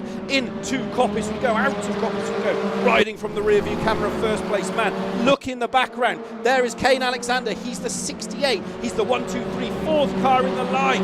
Shaw's in the 96. He's going to attempt to go up the inside. He's going to put 2 wheels on the grass. Will he get it done? Flash, flash, flash. No, no, no. He hasn't got it done. And as a result, Shaw's there is now stuck in 4th position. He really needs 3rd. That's what he needs, and I think he can do this. I really think Shaw's could do this. The question now Neil has, does Neil in 2nd position? But we leave that and rejoin the battle from the rear view camera 4th. This is Kane Alexander, Nick Papadim. There is Shaw's on the left, and there is Aaron, who's just kind of in the middle, stuck between a Seat Hyundai sandwich at the moment. They are all nose to tail as they come down through Hollywood into the Craner curves. Through the left side we go. Has Shaw's got it done? No, no he hasn't. There is Shaw's, he's in 5th position. He's still again, but there's a slowdown penalty. Slowdown penalty for Kane Alexander, who is just ahead. So Kane Alexander is going to have to shave the time, and that means that he's going to go around the outside. Sensational move. Left, right. Does he get the job done? Does he sail it up the inside? No, he doesn't. Butcher's right at the back. Butcher's out. He's not going to win a championship from there. It is game over for him. As always, we only ever see one thing on stream, but I think Stu Neal has resided himself that he doesn't want to win the race. I think he's stopped. Shaw's has surely got this done now. Surely Shaw's has the ability to go up the inside from the heli camera. He's on the wrong side. He needs to go for the old switcheroos here and carry the speed. That's what he's doing. Through the right side he goes. Can he cut back as we go down the hill? No, he gives a love tap to the back of Kane Alexander. But Kane is entitled to that section of the road. Shaw's is getting a bit frustrated. You can see it in his helmet. You can feel it in the combox. There's that tense building up. Neil is approaching the back of Dinkins. That's 1st and 2nd. I'm keeping an eye on that. But I don't think Craig... See, none of these two, either of these two have never won a race currently in this season. Well, Craig's never won a race in terms of the leagues that I've commentated on. So I know it means a lot to him, but I know it means a lot to Neil as well. But there is prizes, and Craig is currently 3rd in the Dugdale, and Stu is currently 2nd. And Craig needs to just keep it together long enough for 8 more minutes to hold on to that. Now, Markham is a massive cork in a bottle here. So Markham is in 8th position. Behind that is Simon in 9th. Behind that is Butcher in 10th. Colin is in 11th. And these 3 have just been holding on to each other. Papa Dim is just kind of in the middle. Kane Alexander has had another slowdown penalty. I'm sure Shaw's is going to get this done now. You can see at the front there. There is Shaw's. He's got to sail it up the inside. Be confident on the brakes. He's being very tentative. Very, very tentative through that section of the corner, and it's really starting to hinder and hamper him in terms of his ability to get past, and that's the problem Shaw's now has. He's in 5th, don't forget. In 4th is Kane Alexander, and then you've got Aaron who's in 3rd, and then you've got Stu's in 2nd and Deeks is in 3rd. In 1st, right at the front, that's going to cause him a slowdown penalty. If he goes across that too fast, he's trying to extend as much as he can. He's managed to get away with it. Fantastic stuff. It's part of racing, knowing the limits, because he's going to bump draft him up the hill as we go up the hill into Coppice. Oh, he's thought better of it. Can he get the old switch? Can he force it? Kane is doing a stellar job in that link. Shaw's is all over the place. He needs to tuck it up the inside now. No heroics. And look at the difference that link has. It just gets into the higher gear and accelerates away. He's forced Kane into a mistake. Through the left side we go. Slow down penalty being issued, but has that cost him? Has that resulted in Shaw's getting a penalty? Nick Papadim, yeah, it has. He's had a penalty. He's going to have to shave it off. In the back, Butcher is flashing his lights. He's saying, I'm coming, I'm there. Yeah, he's just not going to go around there. They've come together. Have they hold it? Has Shaw's got the job done? Yes. Yes, he has. He's had another slowdown penalty, continuing to abuse the track limits. But he's up to 4th position. He's in 6th. And where's his nearest rival? He's in 7th. He's in 7th position. So it's still all to play for. Neil is falling back, and I believe that's the tyres. Because he's got 100 kilograms on board that car, it's going backwards and backwards, and that's the problem. That's the same problem Poddy had. Oh, Kane's made a mistake. Kane's made a mistake. How much has that cost him? He slid. Does T-Joke go up the inside? Surely now it's a done deal. T-Joke is engaged. Warp drive. Into warp he goes. Form factor 5. Boom. But then look at Kane, because he's got no ballast, he's engaged second gear and absolutely launched it. They're closing doors side by side. Holds onto the corner, sweeps in front of it, hard on the brakes. Fourth, fifth, third, into second he goes. Through left, through the right side, holds onto it. Magnificent stuff riding on board with Kane Alexander. He's in fifth, was as high as fourth, but Shaw's now needs to get the hammer down. There is Aaron Large, right at the back of Stu Neal. I think Stu's tyres have gone off. I think that 100 kilograms of ballast with 5 minutes remaining has gone off. I think that's it. I don't think he's going to be able to do anything. I think it's game over for Neal. I think he's lost that early advantage he has. Now, the problem Neal has, unless Neal and Shaw's are working together, because Neal is slowly but surely pushing this car back towards Shaw's. So Shaw's is absolutely on it now. So he's closing and he's got enough time to do this. He has enough time to take second position. Look how fast he is in the second turn. He's just so much quicker than the two drivers ahead. So he could finish with a second place, and then it's anybody's game, because Aaron is all the way down in seventh, and it's anybody's game where anybody is going to turn up at the end of this championship. And Shaw's is nailing it through that section of corners. Left side he goes. This should be it. This should be riding on board now with Shaw's. Riding from the rear view camera of Large, riding on board with Shaw's now. He's in third position. No, he's in fourth position. There you go. Come on, camera. He's right ahead, and you can see here he gains and gains and gains and gains. But the car ahead gets in third position. That is the DHL Audi, and there is second position. That is Stu Neal, and ahead of that is Craig Deeks. These three are all nose to tail. It's anybody's game on who's going to finish second. It's only 3 minutes 37 seconds remaining. That is 3 more laps. But look at Aaron. We leave that battle. Rejoin the battle for fifth position, basically. So riding from the rear view camera of fifth position is Kane Alexander. He's in fifth. Behind that in fourth, in sixth is Aaron Markham. And Aaron's going to attempt to go inside. A little bit of a tap on the back. All's fair in love and war. That's compromised him. Surely now, T-Joke is going to sail it up the inside as we ride from the front view camera of Butcher. He's on the outside going into that section of corners. Shaw's and Large are side by side. Butcher's going to have to go for the late break. There's contact! There's contact! He's absolutely sailed it up the inside, and he's outbraked himself. Bing, bang, bosh! It's game over. That's it. He's going to be right at the back of the grid. I cannot believe it. Aaron, leave that. So Shaw's is going to go around the outside of Aaron Large into third. He has to hang it out. Surely Shaw's has got this done going down to Hollywood. He shuts that door solidly, gives just enough room. 2 minutes 33 remaining. Shaw's could take the lead. Shaw's could win the last race of the season. Absolutely magnetic stuff. He's engaged overdrive for the last 2 laps. Through the left side, another slowdown abuse. So don't forget, this is the battle for the lead. This is technically the lead battle now, because he's gone up the inside. Has Shaw's had a slowdown penalty? What went on then? So Shaw's has lost that place. Has he regained the place? No, he hasn't. So Shaw's has lost it. So Shaw's is back into fourth, but he's got the run. Riding on board with, riding from the rear view camera. There is Shaw's. We're riding on board with third. There is fourth. Shaw's is just so much quicker. He's so much more confident through that section of the track. The problem is he going to be able to do it? Kane Alexander is up to fifth. In the background, Markham is trying to go round. Well, T-Joke is trying to go round of Markham, and that's not going to work. You've got Ashbourne and Butcher right next to each other. Has he managed to get it done? Yeah, he has. It's game over, basically, through the right side. I don't think he's going to be able to do anything. It's 1 minute 26 remaining. That is 2 more laps. And then that is the last race of the season done. 1 minute 20, but it's still all to play for. Butcher is fighting in the background. So Butcher is fighting. Butcher's lost it. Butcher's gone off into the grass. He's outbraked himself. Game over. Shaw's hasn't really materialised that attack in the second half of the race. Craig Deek is still leading, followed by Stu Neal, followed by the DHL car of Aaron Large. Behind that is Shaw's, and Shaw's surely has grouping himself for a double overtake here. He needs to clear one and the other as fast as he can. He's going to have one more lap to do it.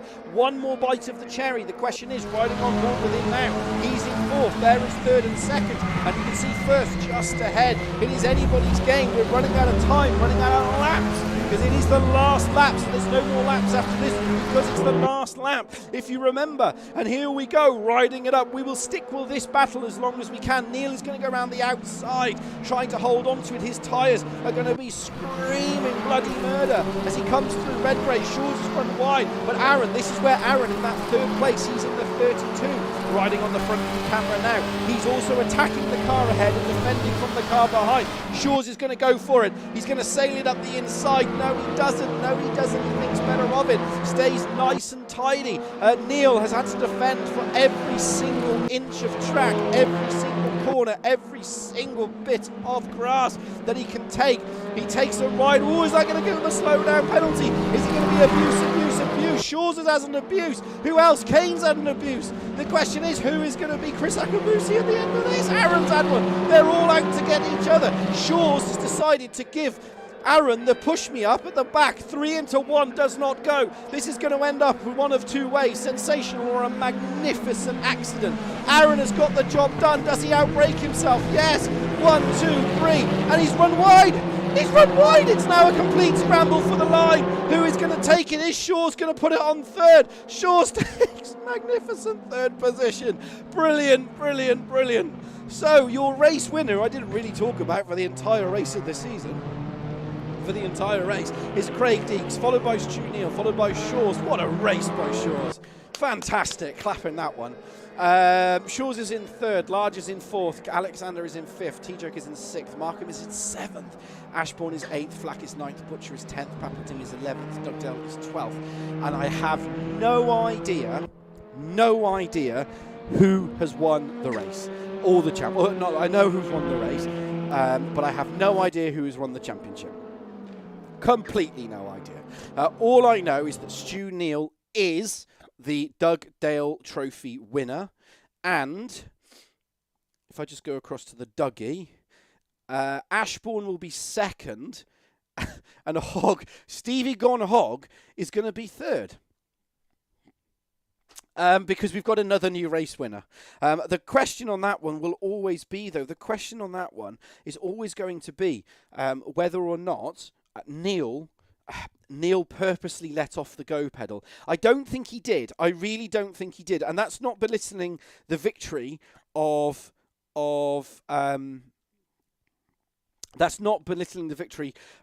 Stu at all, because he was absolutely on it for a large proportion of that race.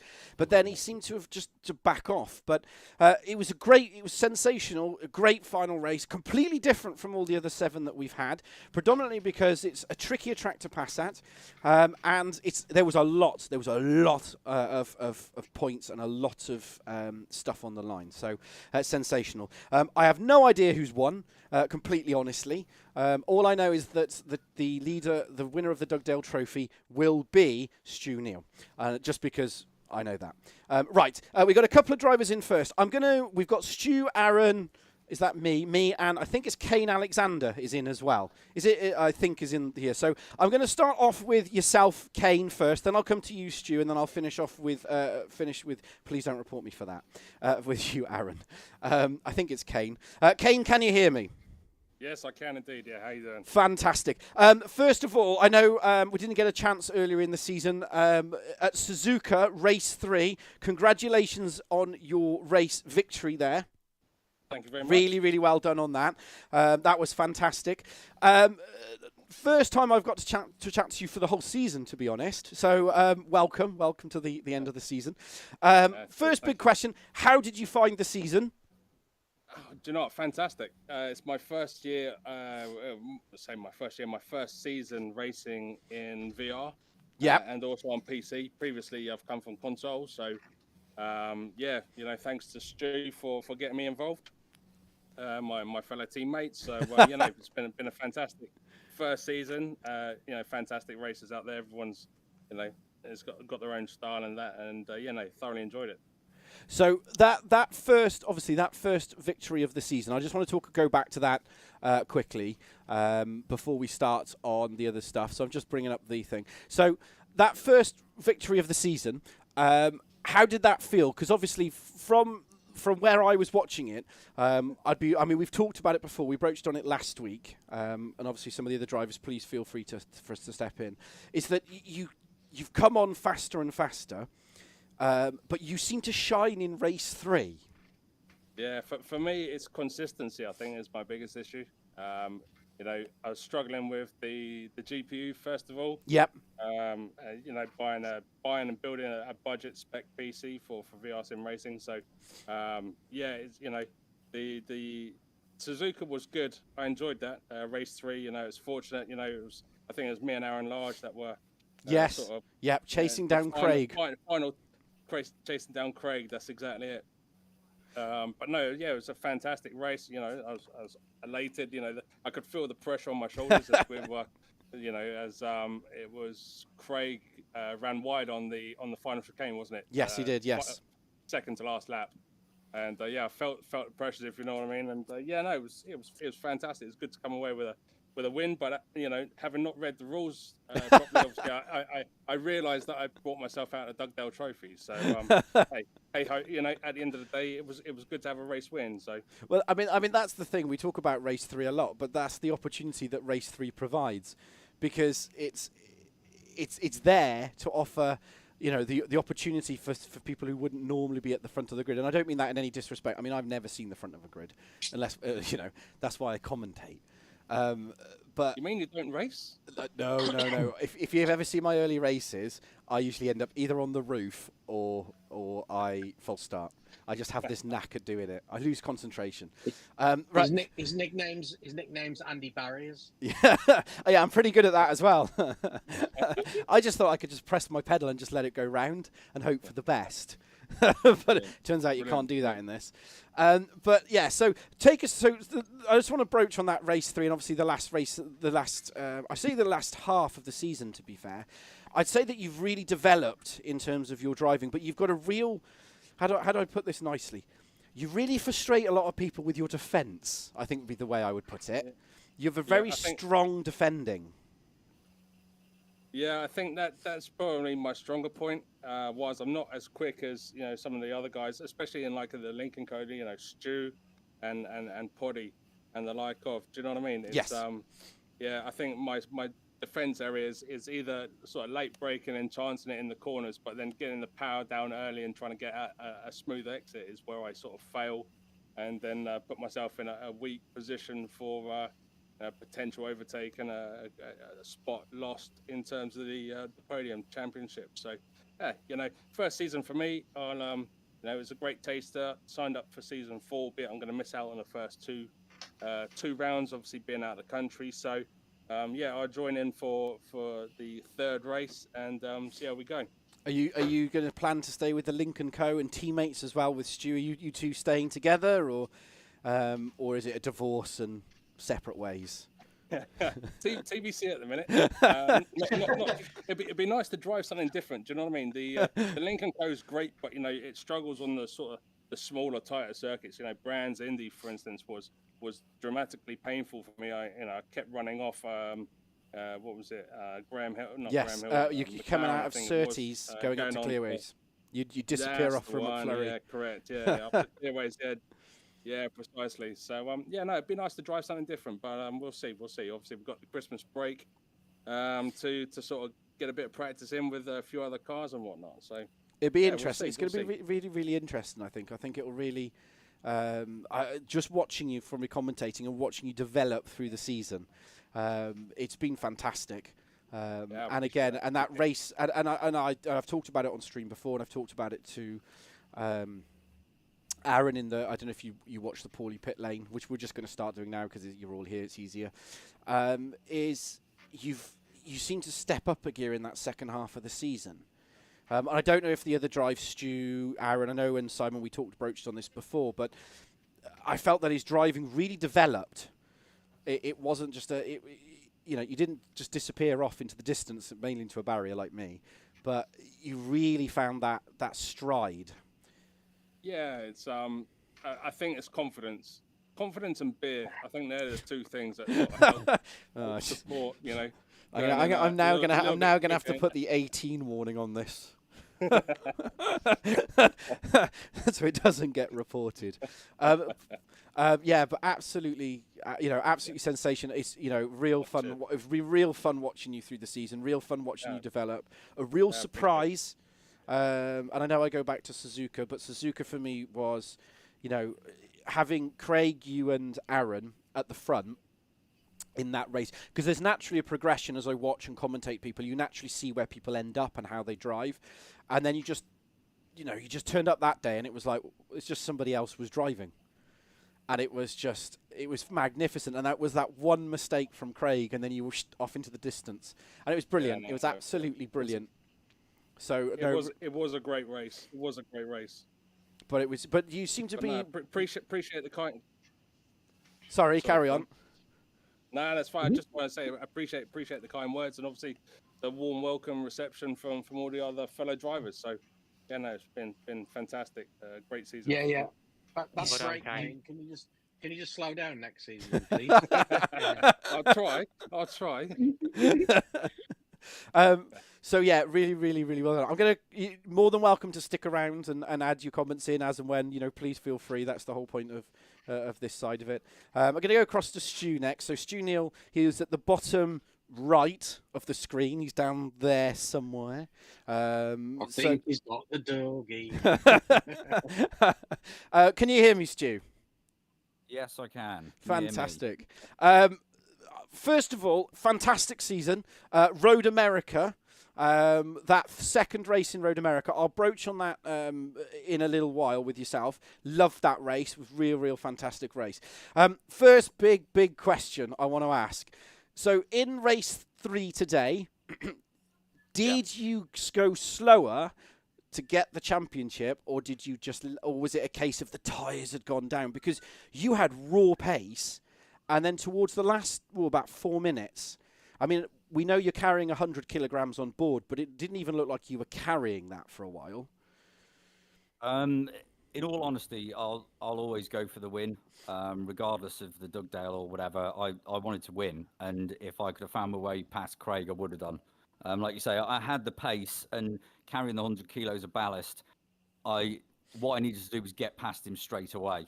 I think if I could have got past him, potentially I could have maybe kept ahead of him, because I managed to keep ahead of Aaron until literally right at the end there, obviously. So yeah, I was going for the win. So no, I certainly wasn't slowing down to let him. Other than when I got a slow down penalty, obviously I had to give that away. So yeah, that's one thing I noticed. I think was I don't know if you again talking to yourself about this.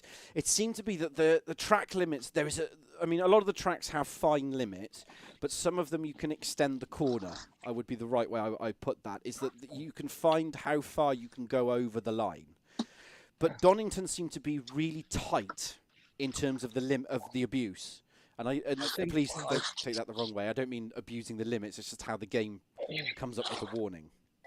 I think Donnington is actually right. I think that's why. Where it's one of the newer tracks, I think they've actually got the track limits where they should be.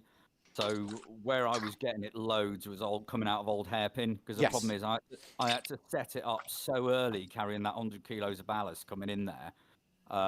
I'd literally drift and clip over the inside curb and then drift out to the outside. So it was kind of a hit and hope every lap, rather than I'm going to hit it bang on this time. Do you know what I mean? It's kind of hit the brakes, turn it in, and just drift it. And if I go wide, you go wide. If you don't, you don't. Me too. Yeah, it's like carrying that amount of ballast is hard work. It really is. You were basically aiming for the green strip past the inside of the right-hander, weren't you? If your right-hand wheels were on that, you were going to be okay with track limits. Yes. But of course, you take too much of that and you get track limits. As I say, it's very similar to real life. It's exactly the same. So yeah, I think they've got it right with that one. But it made it. I mean, for viewing, it was it. It looked completely different, because am I correct in thinking this is the first time you've ran with 100 kilograms on board? Is that correct? Yes, it is. Yeah, I think the maximum I did last season was probably about 80. I think maybe something like that was the most I had at one point. But that was earlier in the season. I obviously shed some of that, whereas I've I've got it at the wrong end of the championship. Yes, yes, That's yes. the problem. But you struggle. That's the thing. It's very difficult to play the championship tactically. I missed a race anyway, so obviously that had to be my drop round. I had a VR problem, which unfortunately happened on race 2 a couple of weeks back.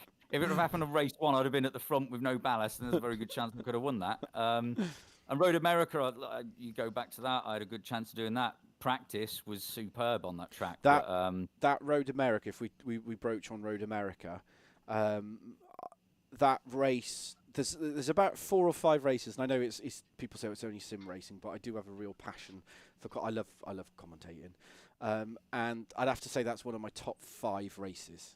That race and the Suzuka where Kane Alexander won is in there as well. That was a massive shock, that one was, but I mean that race was that must have been intense, because obviously we didn't get a chance to talk to Poddy, yourself, or Papa Dim.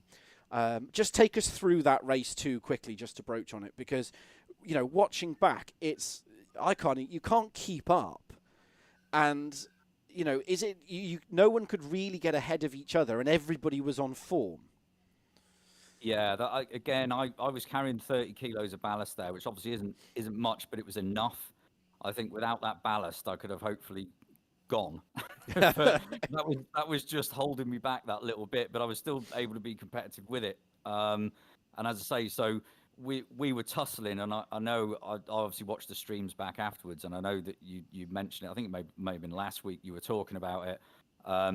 There was no way we could work together to try and get away from the other. Do you know what I mean? Because it was a case of I believed I was quicker and I needed to get past. Yeah, and of course you end up fighting. The problem is trying to fight at the wrong time. And what messed us up at one point, I think Poddy went down the inside. I was leading at the time, and me and Papadim came into turn 1 together. So it slowed us both down, which gave Poddy the run on us. And I know he was just thinking, I can go from 3rd to 1st here, but he wasn't thinking about the straight afterwards. So yeah, yes, that's the problem. I think if he'd have backed off, snuck in behind me, he would have had me down the straight and gone. Whereas what he did is obviously compromise both of us and let Papadim, and he went. So it was a case so frustrating. But that's what makes it fascinating, though, because when you watch it back, like obviously commentating on it live, but then watching it back, you go, all 3 of you literally could have won this if you'd all just done a little bit. But obviously, in the heat of the moment, you're like, I want to get past. You think, well, I've got an opportunity, I'm going to go for it. And that's what made it so exciting to watch. And it must have made it very intense in there as well, because I know it's like people say it's only sim racing and stuff, but I've got people that I work with. Marcus will probably be watching this as well, and I talk to him a lot about it. And they're like, it's amazing, and they're still amazed how we don't have massive accidents. To be honest, they're still very amazed by this. Yeah, I mean, obviously sometimes it happens because you're racing wheel to wheel, and you're going to touch. There's no way you're going to get round without touching. There might be a little bit of argy-bargy. I don't think any of it is on purpose. Obviously, everybody's vying for the same bit of tarmac. So you're going to get collected at some point. And people make mistakes, lock up the brakes. Obviously, that happened. I had the partner of the Red Sea at the end, didn't I? We gained a couple of places. Yes, that's technically what put me into the first position.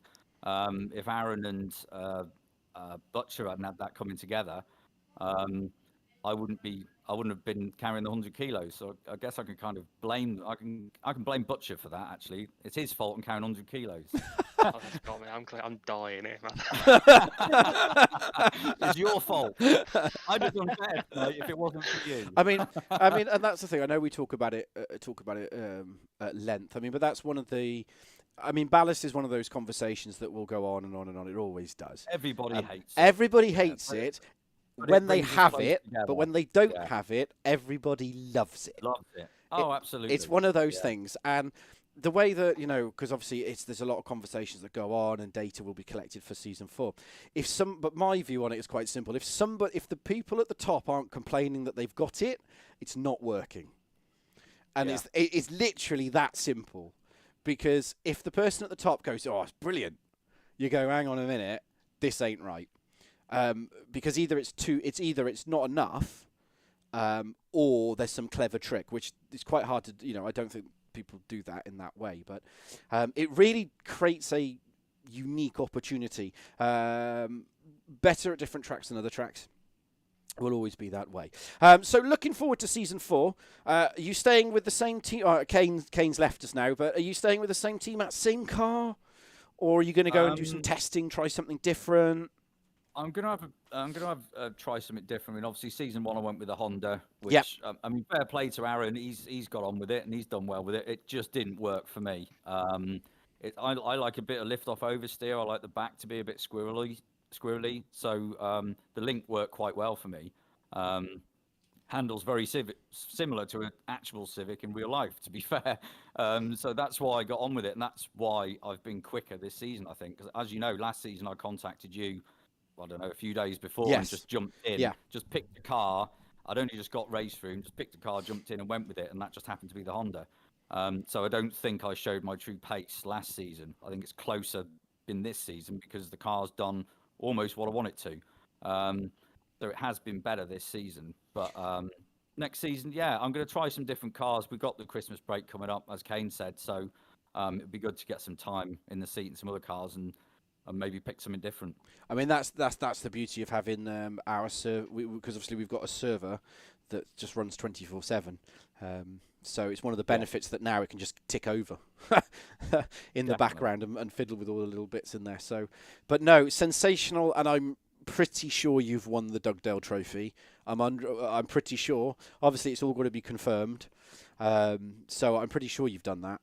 I could be wrong, but I think it'll be really stretched if you haven't. I think I was 30 points clear or so. Yeah, you were. You're a large So proportion ahead. So, So provisionally, I think you have taken that, and I think Simon is second, and I think Speedy Gone Hog is third, because there's only 4 people. I don't think I've held on to second. I've had a terrible night. Well, you have, because Craig won race 3. Oh, okay. So he's not in it. Literally. Oh, that makes me feel better. Craig in away. Well, let's be honest.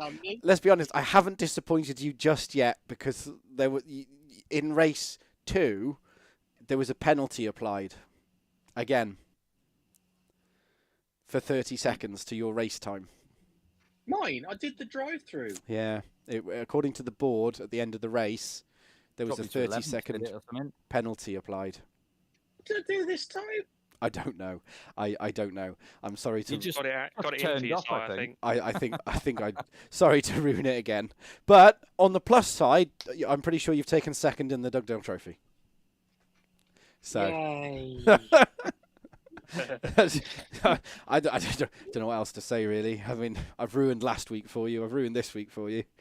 Sorry about that. But it is, but it is what it is. But yes, Stu, maybe not have Donnington as the season finale next season, because that was we need somewhere we can overtake. Well, I mean, that was the thing, obviously, and this is open to everybody on this one, at this section, is I thought Donnington, obviously having seen it in other leagues and stuff, it just was completely different. But there just seemed to be, and I think I broached on this between races 2 and 3, and a little bit, it just seemed to be muted. It was almost like there was so much on the line, and obviously it was tougher because of obviously people were defending a lot harder. It just seemed to be muted. Did you see the gaps, the time gaps in practice though? Between first and last, there wasn't a huge gap. The gaps was. I think qualifying was 1.5 seconds in qualifying from first to 11th. Yeah. I think it's a Constantine you get, isn't it? Because the straights are so short at Donnington, and you've got so little difference in pace. There's just no way to get past without someone making a mistake. And by this time in the season, not many people are making that many mistakes other than me. So instead of Paulie's pit lane, should we call this Ashbourne's anguish?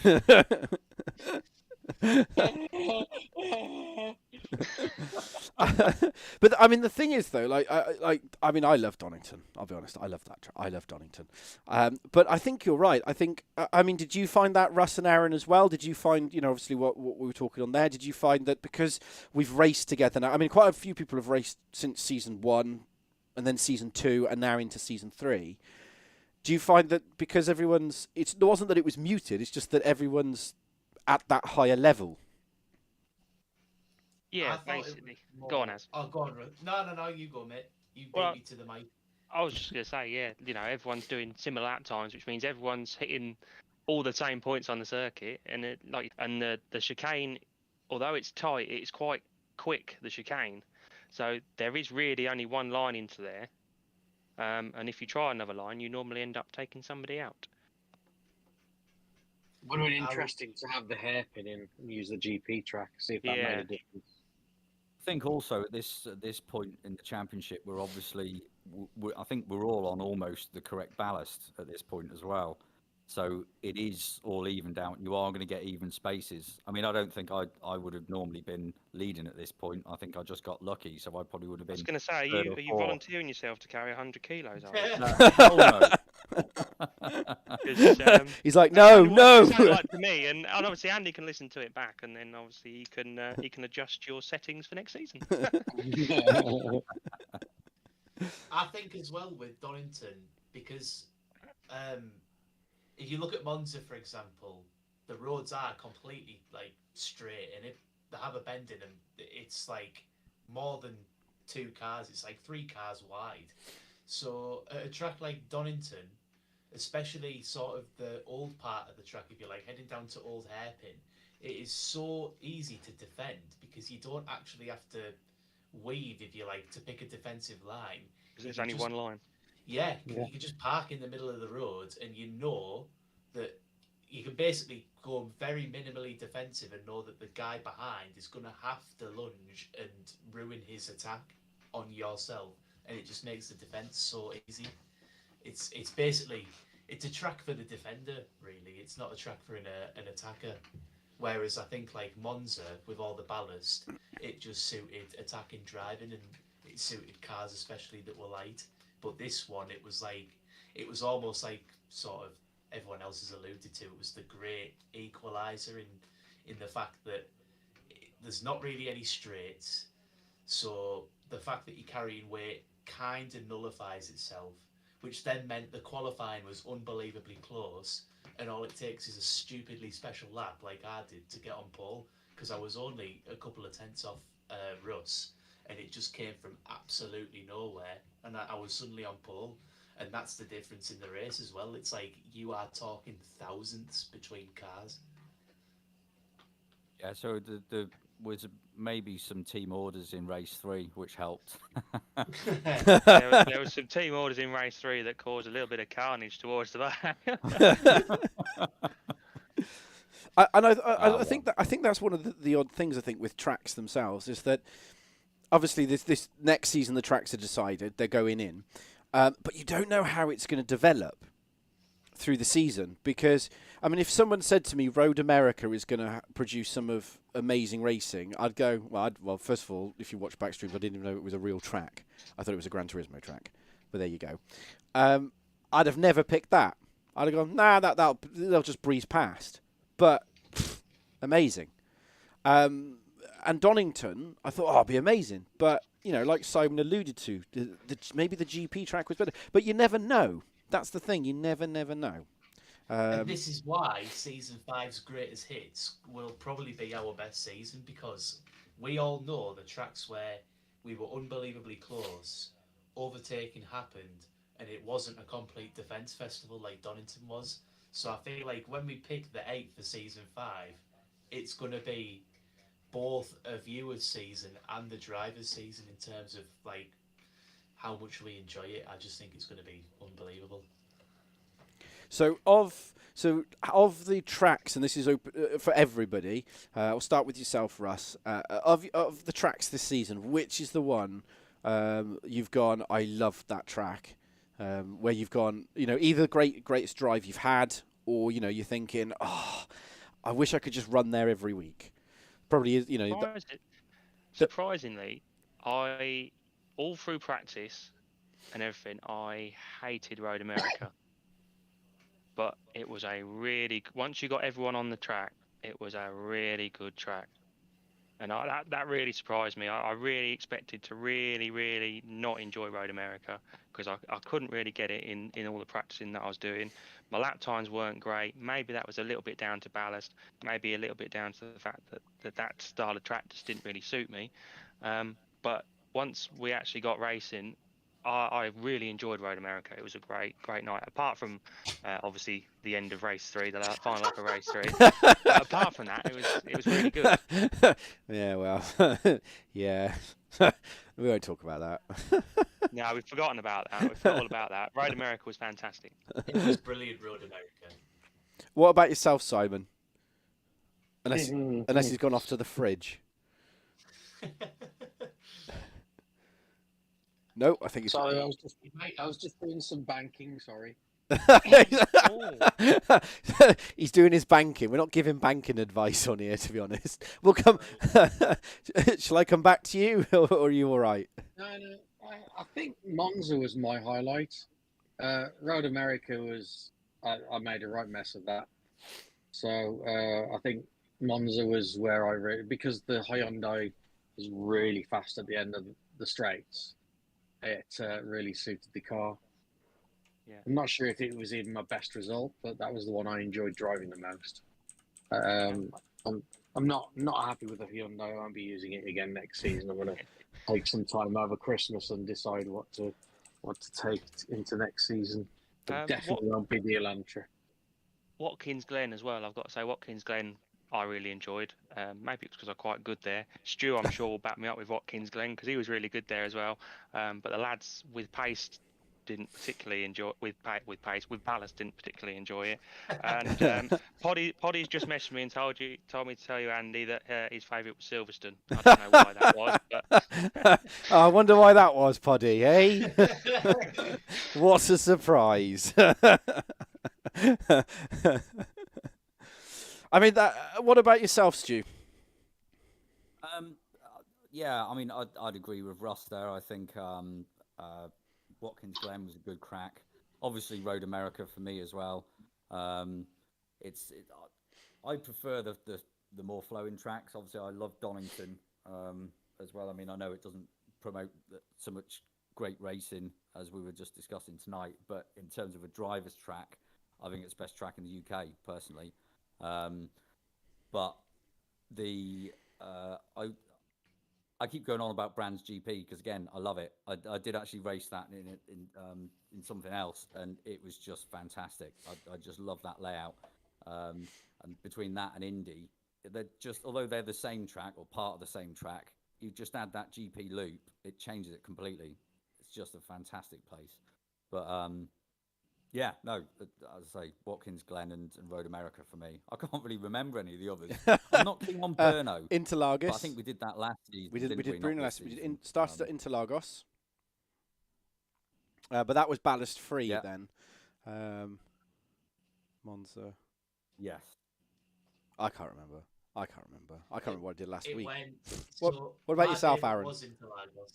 My favourite was Interlagos. I adore that track. And that's where I got my reverse grid win as well. So,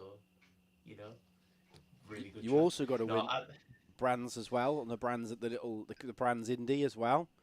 I got two. You did. You did. Do you know what? I love Interlagos. I love all the tracks that we raced at this season. Like, they're all very fun tracks to drive for me personally.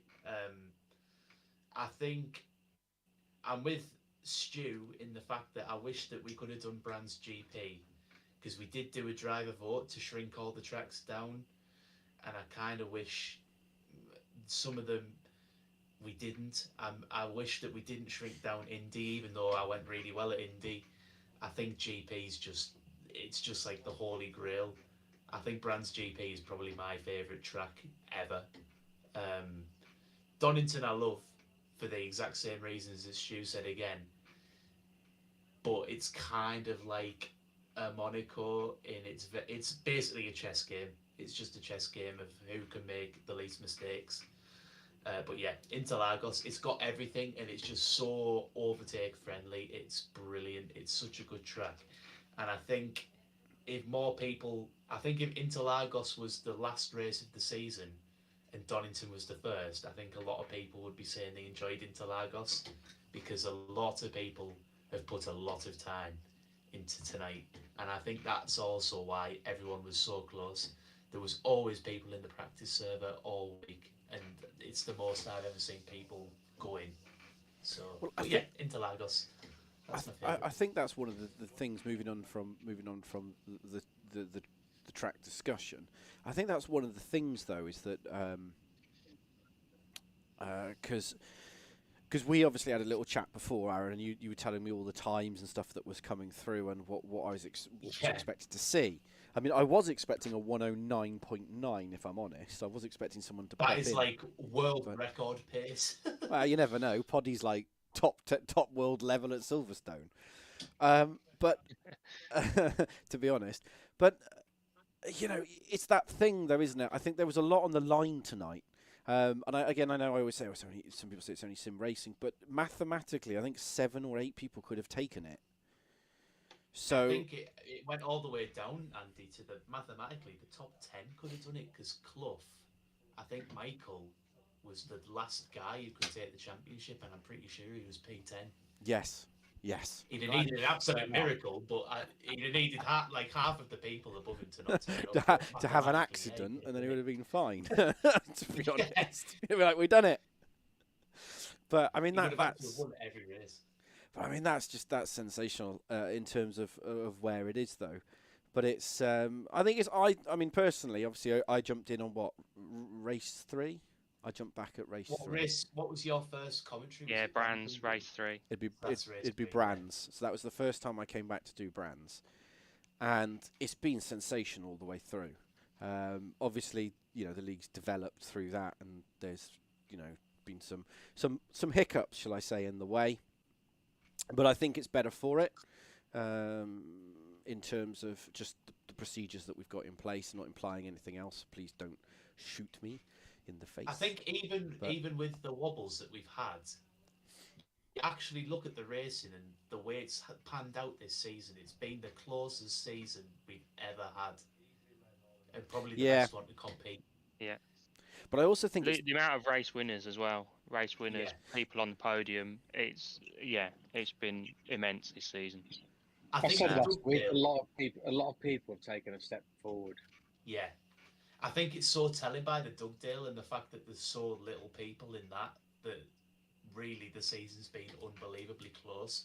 I think season 1 there was still about 6 or 7 people in the Dugdale, and this season we're looking at 3 or 4. So 4. That really shows that everyone's competing. It's not just the same people every week. Yeah.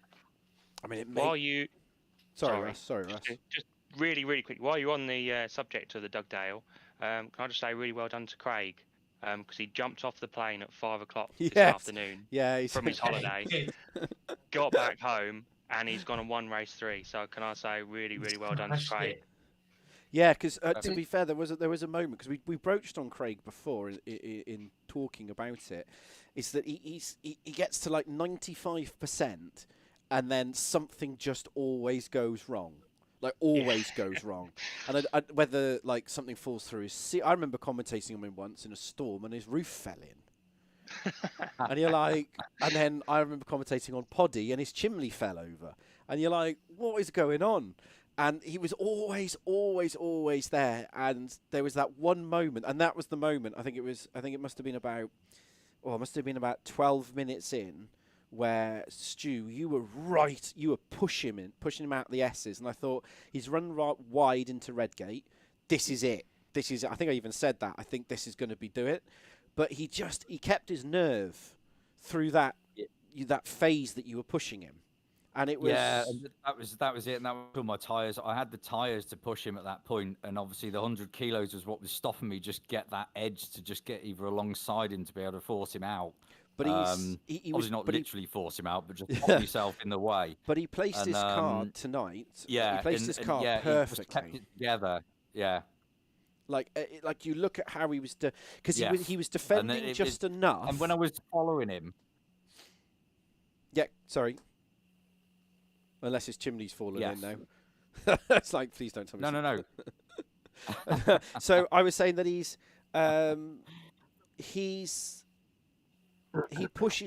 was pushing just enough that he didn't make any mistakes, but also he put his car perfectly in the right place. And he's another driver that seems to shine in race 3. Yeah, like I said, I didn't have the tyres, and obviously having the ballast, I couldn't do anything with it. Under normal circumstances, I would have hopefully been able to throw it up the inside somewhere, because I could see where he was slow and I could see how he was driving. I was like, I just can't do anything with this. Do you know what I mean? I can't do anything from here. And I think on the last lap, I think he went wide at one point Yes, on he the last did. lap, and I thought, oh, but I mean, I still don't have the tyres, but I wonder if I could just get closer, if I could make him make a mistake. But no, it wasn't to be. He just So, and that was the thing. He seems to. I think a few weeks ago, Russ, we talked about this at that point. Is that he's really developed in terms of he's not afraid now of almost not door banging. That's the wrong way, but he sticks his elbows out. Yeah. Oh yeah, yeah. You know, Yeah. Whereas before sometimes he wouldn't, but now he's really getting a lot better. So yeah, fair play to him. He's done really well. I can't say anything bad about my teammate in Crest because he'll run me off the circuit. First corner, bash. What are you But having? yeah, no, he's doing great, and all the extra practice and everything that he's putting in, I'm super stoked for him that he's got a race win this season.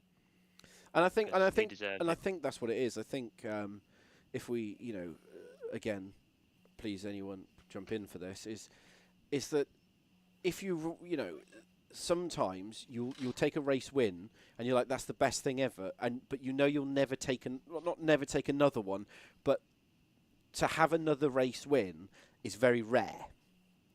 And not because it's poor driving and not that, just because it's how do I put it? It's just harder. People are faster. Is that right? Is that the right way of putting that?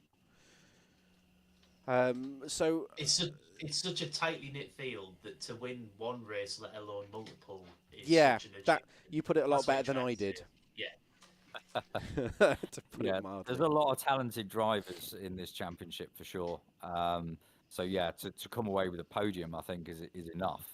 To be honest, A lot of the time, I think, sorry to butt in, Stu, you'll agree No, with no. this as well, though. I go in a leaderboard challenge and often try and set a fast time.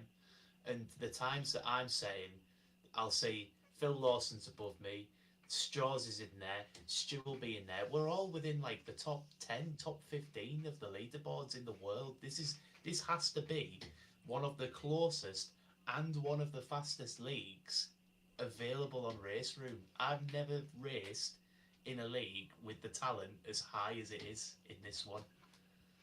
I mean, like you said, Oza and Soki are proper rapid, and obviously Lawson and Clough as well. And as I say, I've raced with them in other leagues, and they're exactly the same in that. And yeah, if you beat them, fair play to you. At the end of the day, it's a tall order for sure. I mean that's the thing. There's some absolutely sensational drivers in the league, and I think just broaching on yourself, Simon. I don't think this season I don't think the Hyundai suited you, and I don't think you really showed your true potential. Because last season in that Audi you were rapid, and then this season you've kind of swung the other way. I mean, Yeah, and that's not me that- saying that you've got rubbish. It's just, from commentating on you last season, you seem to really, like I said before, you just seem to like step up a gear, and then that Hyundai just doesn't seem to suit your driving. I mean, you've said that before. No, So it doesn't at all. And that was obvious from, I think, on one of the circuits I test drove. I was practicing in the Hyundai for about 20 minutes, switched over to the Audi and I matched my pace on the first lap, which was just, yeah, it's one of those. If I'd have spent more time in the Audi, maybe I'd have been half a second faster, maybe occasionally. But I just find it a much more stable car than the Elantra, and more. It doesn't really have any massive strengths, but it doesn't have any major weaknesses. Whereas the Hyundai, I found, was fast at the end of the straights, but it was difficult everywhere else, and it had massive understeer as well. Obviously, finding the brake bias button helped that a little bit. Yeah.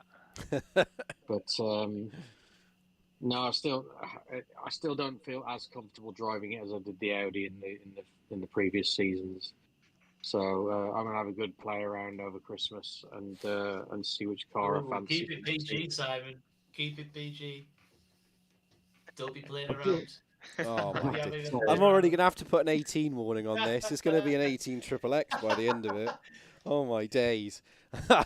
My head in my hands here going, oh, my days. I love you, really. To be honest. But, yeah, so you're testing different cars out over the season, Simon? I was worried. I was worried I was swearing then. When No. I've had to put it. I've already had to put. I'm gonna have to put an 18 on it because you were holding a can of Fosters, and there's some rules that say I have to do a bunch of stuff. So that's going to be quite interesting. Or I might just not. Or there's something I got to look at, but it'll be fine. I don't want to get banned. I'll blur it. Do you know what? That's what I'll do. I'll blur it. But it was alcohol-free Fosters. That's what I'm going to say. It was alcohol-free Fosters. But I mean, that's what makes it interesting. Is that again open to anybody, and please feel free to step in. Anybody here is. Do you choose your car based on the tracks that are obviously going to be run, or do you go, I just find a car I like and I'm just going to see what happens? Because there seems to be two trains of thought on that. And obviously now the tracks are out, so... No, car for me. Yeah. It doesn't matter what track. It's the car's got to be right. Because you can make the car work on whatever track you're on, but if the car's not behaving how you want it, it's not braking, it's not turning in, it's not accelerating... then it doesn't matter. And you know as well within seconds if the car's for you or not. You just gel. It's like putting on a pair of shoes and not realising you got shoes on. Yeah. That's such a me saying. As I say, the lift off oversteer on the link, that's what I liked. That's what made it better because I could get it to turn in. Because obviously all front wheel drive cars inherently understeer. That's what they do. So on a race car, you've got to try and dial in some oversteer to get it round a corner. If you can't get it to oversteer, which is what I struggled to get the Honda to do in the other season, I couldn't get it to oversteer to get it to turn in. So I was just understeering off everywhere and just couldn't compete. Out of curiosity, where was your brake bias on the Honda? Oh, I have no idea. That was a long time ago. Probably not where it should have been. I have it on like close to 50, 51 to get it to bite in. Otherwise, okay. Maybe that was it then. Maybe if it's anything above 54, it just does not make a corner at all. Yeah, that could have been it then. As I say, I was new to it last season. I just picked the car and just threw it on. I knew we couldn't adjust anything setup-wise, obviously, other than bias and that. So I probably didn't play with it too much. Well, that's where I struggled with the Hyundai because the default on the Elantra is 57.5. That's the same with the Link, actually. Yeah. I think it's the same for all. I think, and then you just adjust it. It's 58 on the Honda. Ah, right. What's it on the Lada? What you're basically saying is I should have tested the car before it goes. Yeah. That's what you're really saying, isn't it? Did you look at all the long straights that all the tracks are and just go, I'm going to go with the one that goes the quickest down the straight? After one of the races, just after they released it last season, we'd just done that track with the really, really, really long straights and the very fast corners. Slovakia, I think he was. Yeah, one of those. Salzburg Ring, that's the one. Yeah, that's the one. And I thought, I'll give that a blast. And I was immediately half a second faster than the Audi. And I was like, right, yes, that's season for me. So quick. Forgetting all the other tracks. Yeah, what about the rest? I mean, Monza was good, but yeah, it wasn't good anywhere else. 8 months middle is on the sector. calendar for Simon. Yeah, the middle sector in Brazil, Interlagos, was horrific because it was still on default brake bias. I couldn't get the damn thing to turn. Have you tried it since, Si, and found out that it's better? I'm not going to punish myself that much. But I The think season's over. Put it behind me. Back to the Audi. it's like it's Start done. with We're the finished with Racing that. Let's just go for something else. But again, I think that's what makes it really really interesting though, is because like you've just broached on there, is that all the cars they have little nuances between them. So it means that it's different people suit different cars, so you don't all end up with the same grid. You know what we need to do for one of the seasons? What, just take You it? have a potluck draw and assign drivers to cars. That would really mix things up. Yeah, but Simon's pulling out the Hyundai. I can see it. Could you imagine? The work? I'm gonna have a Hyundai hat on one side for everybody else, and then I'm gonna have the fast cars hat for me on the other just side. for you.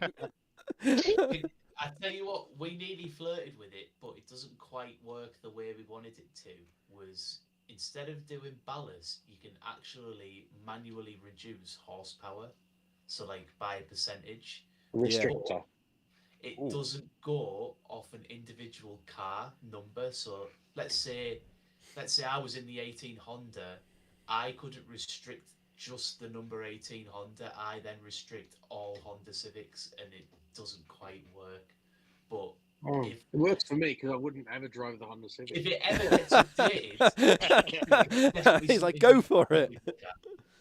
Yeah, because I remember we looked at that instead of the ballast system, but it just the problem was that it was too restrictive, and you'd force people into cars that they'd go, oh, I don't want to drive this car, and you couldn't. Yeah, we basically ended up having to do. Yeah, because you couldn't restrict. We would have had to have gone. Oh, this is fun, isn't it? I talk, you talk. I know, it's that whole thing. It's a delay. But that was the whole thing. Is that, and we just abandoned it in the end. Just went no. And I think that's the biggest thing, which is again the point of the ballast testing for this season, because the other two seasons, well, the season 1 ballast was complicated, but it was fun. Season 2, obviously, it was larger. Season 3, it's closer, but because everyone is now so blinking close, I know ballast plays that factor in it, but because everyone is starting to get towards a certain pace, that it plays a completely different role. But you can change ballast of power as well. You can give people less or more power. Oh yeah, but on the cars and all sorts. But it's one of those things, isn't it? We did look at that. I remember doing that, and you go, "Wow, such a good idea," and then you go, "Oh yeah." Just take the larder, and then we'll just give the larders a lot less power, and you'll be fine. I am definitely going to be in that larder. It's a larder or an Alfa Romeo next season. It's just so fun. But if you're in the larder, you team up with T-Joke, and because nobody runs the larder. Like No. I mean, I watch Crest, and nobody runs it in that. I don't think. And I watch. I think I spoke to Phil, or it might have been Michael, and it's basically only Russians run the larder, or Slovenians. They're the only two people who ever go in ladders, so it's like a very niche crowd. Yeah, if you ever go on SMT, there'll be loads of them driving the larders on there. Nice. So in the larder for next season, I think that's gonna be interesting. It's the bright yellow, isn't it? So you've already got my vote. I love bright yellow cars. You can't miss it.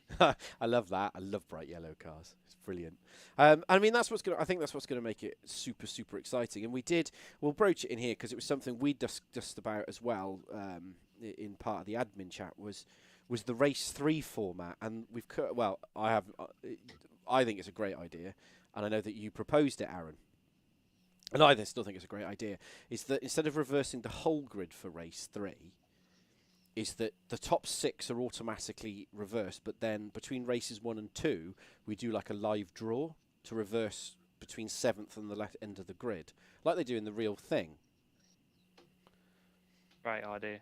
And I just think it would be because it mixes it up a little bit more, Yeah. but also reduces the percentage of accidents. Well, there's not a lot of accidents to be honest, but decreases that because it mixes it in the middle.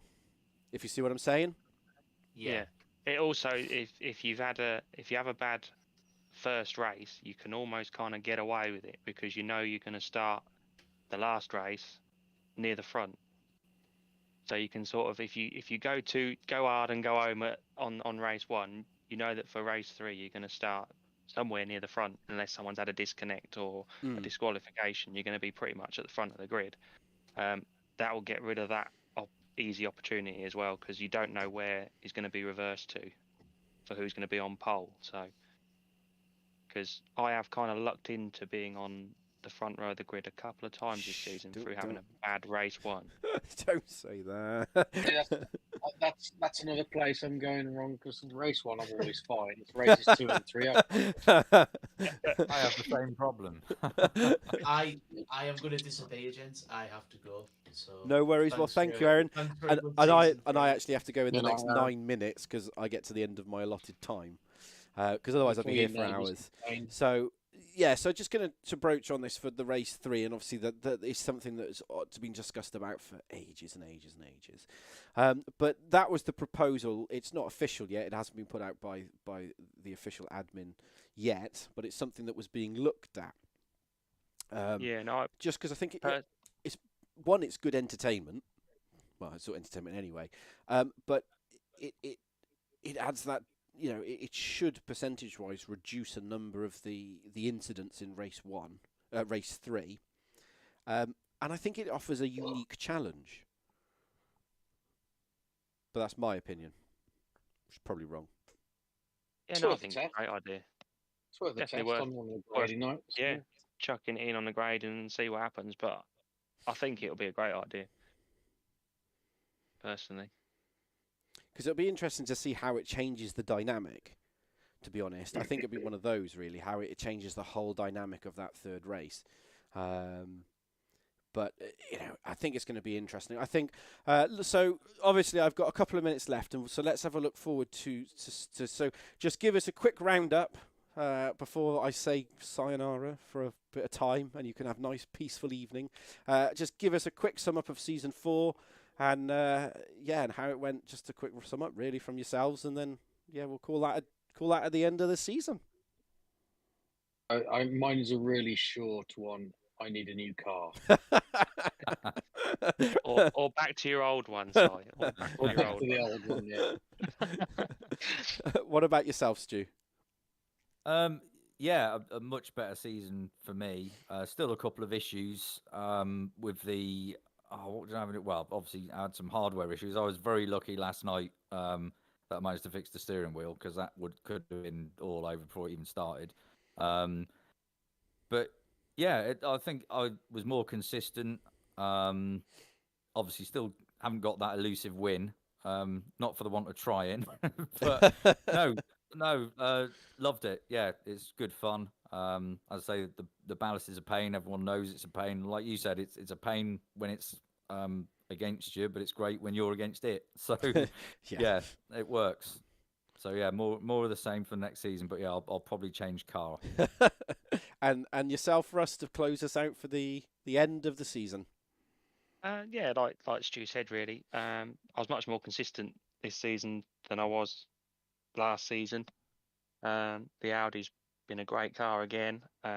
We'll wait and see what I do next season, whether I stay with it or not. But the plan, like I said to you last week, the plan's to move to racing from cockpit view for next season.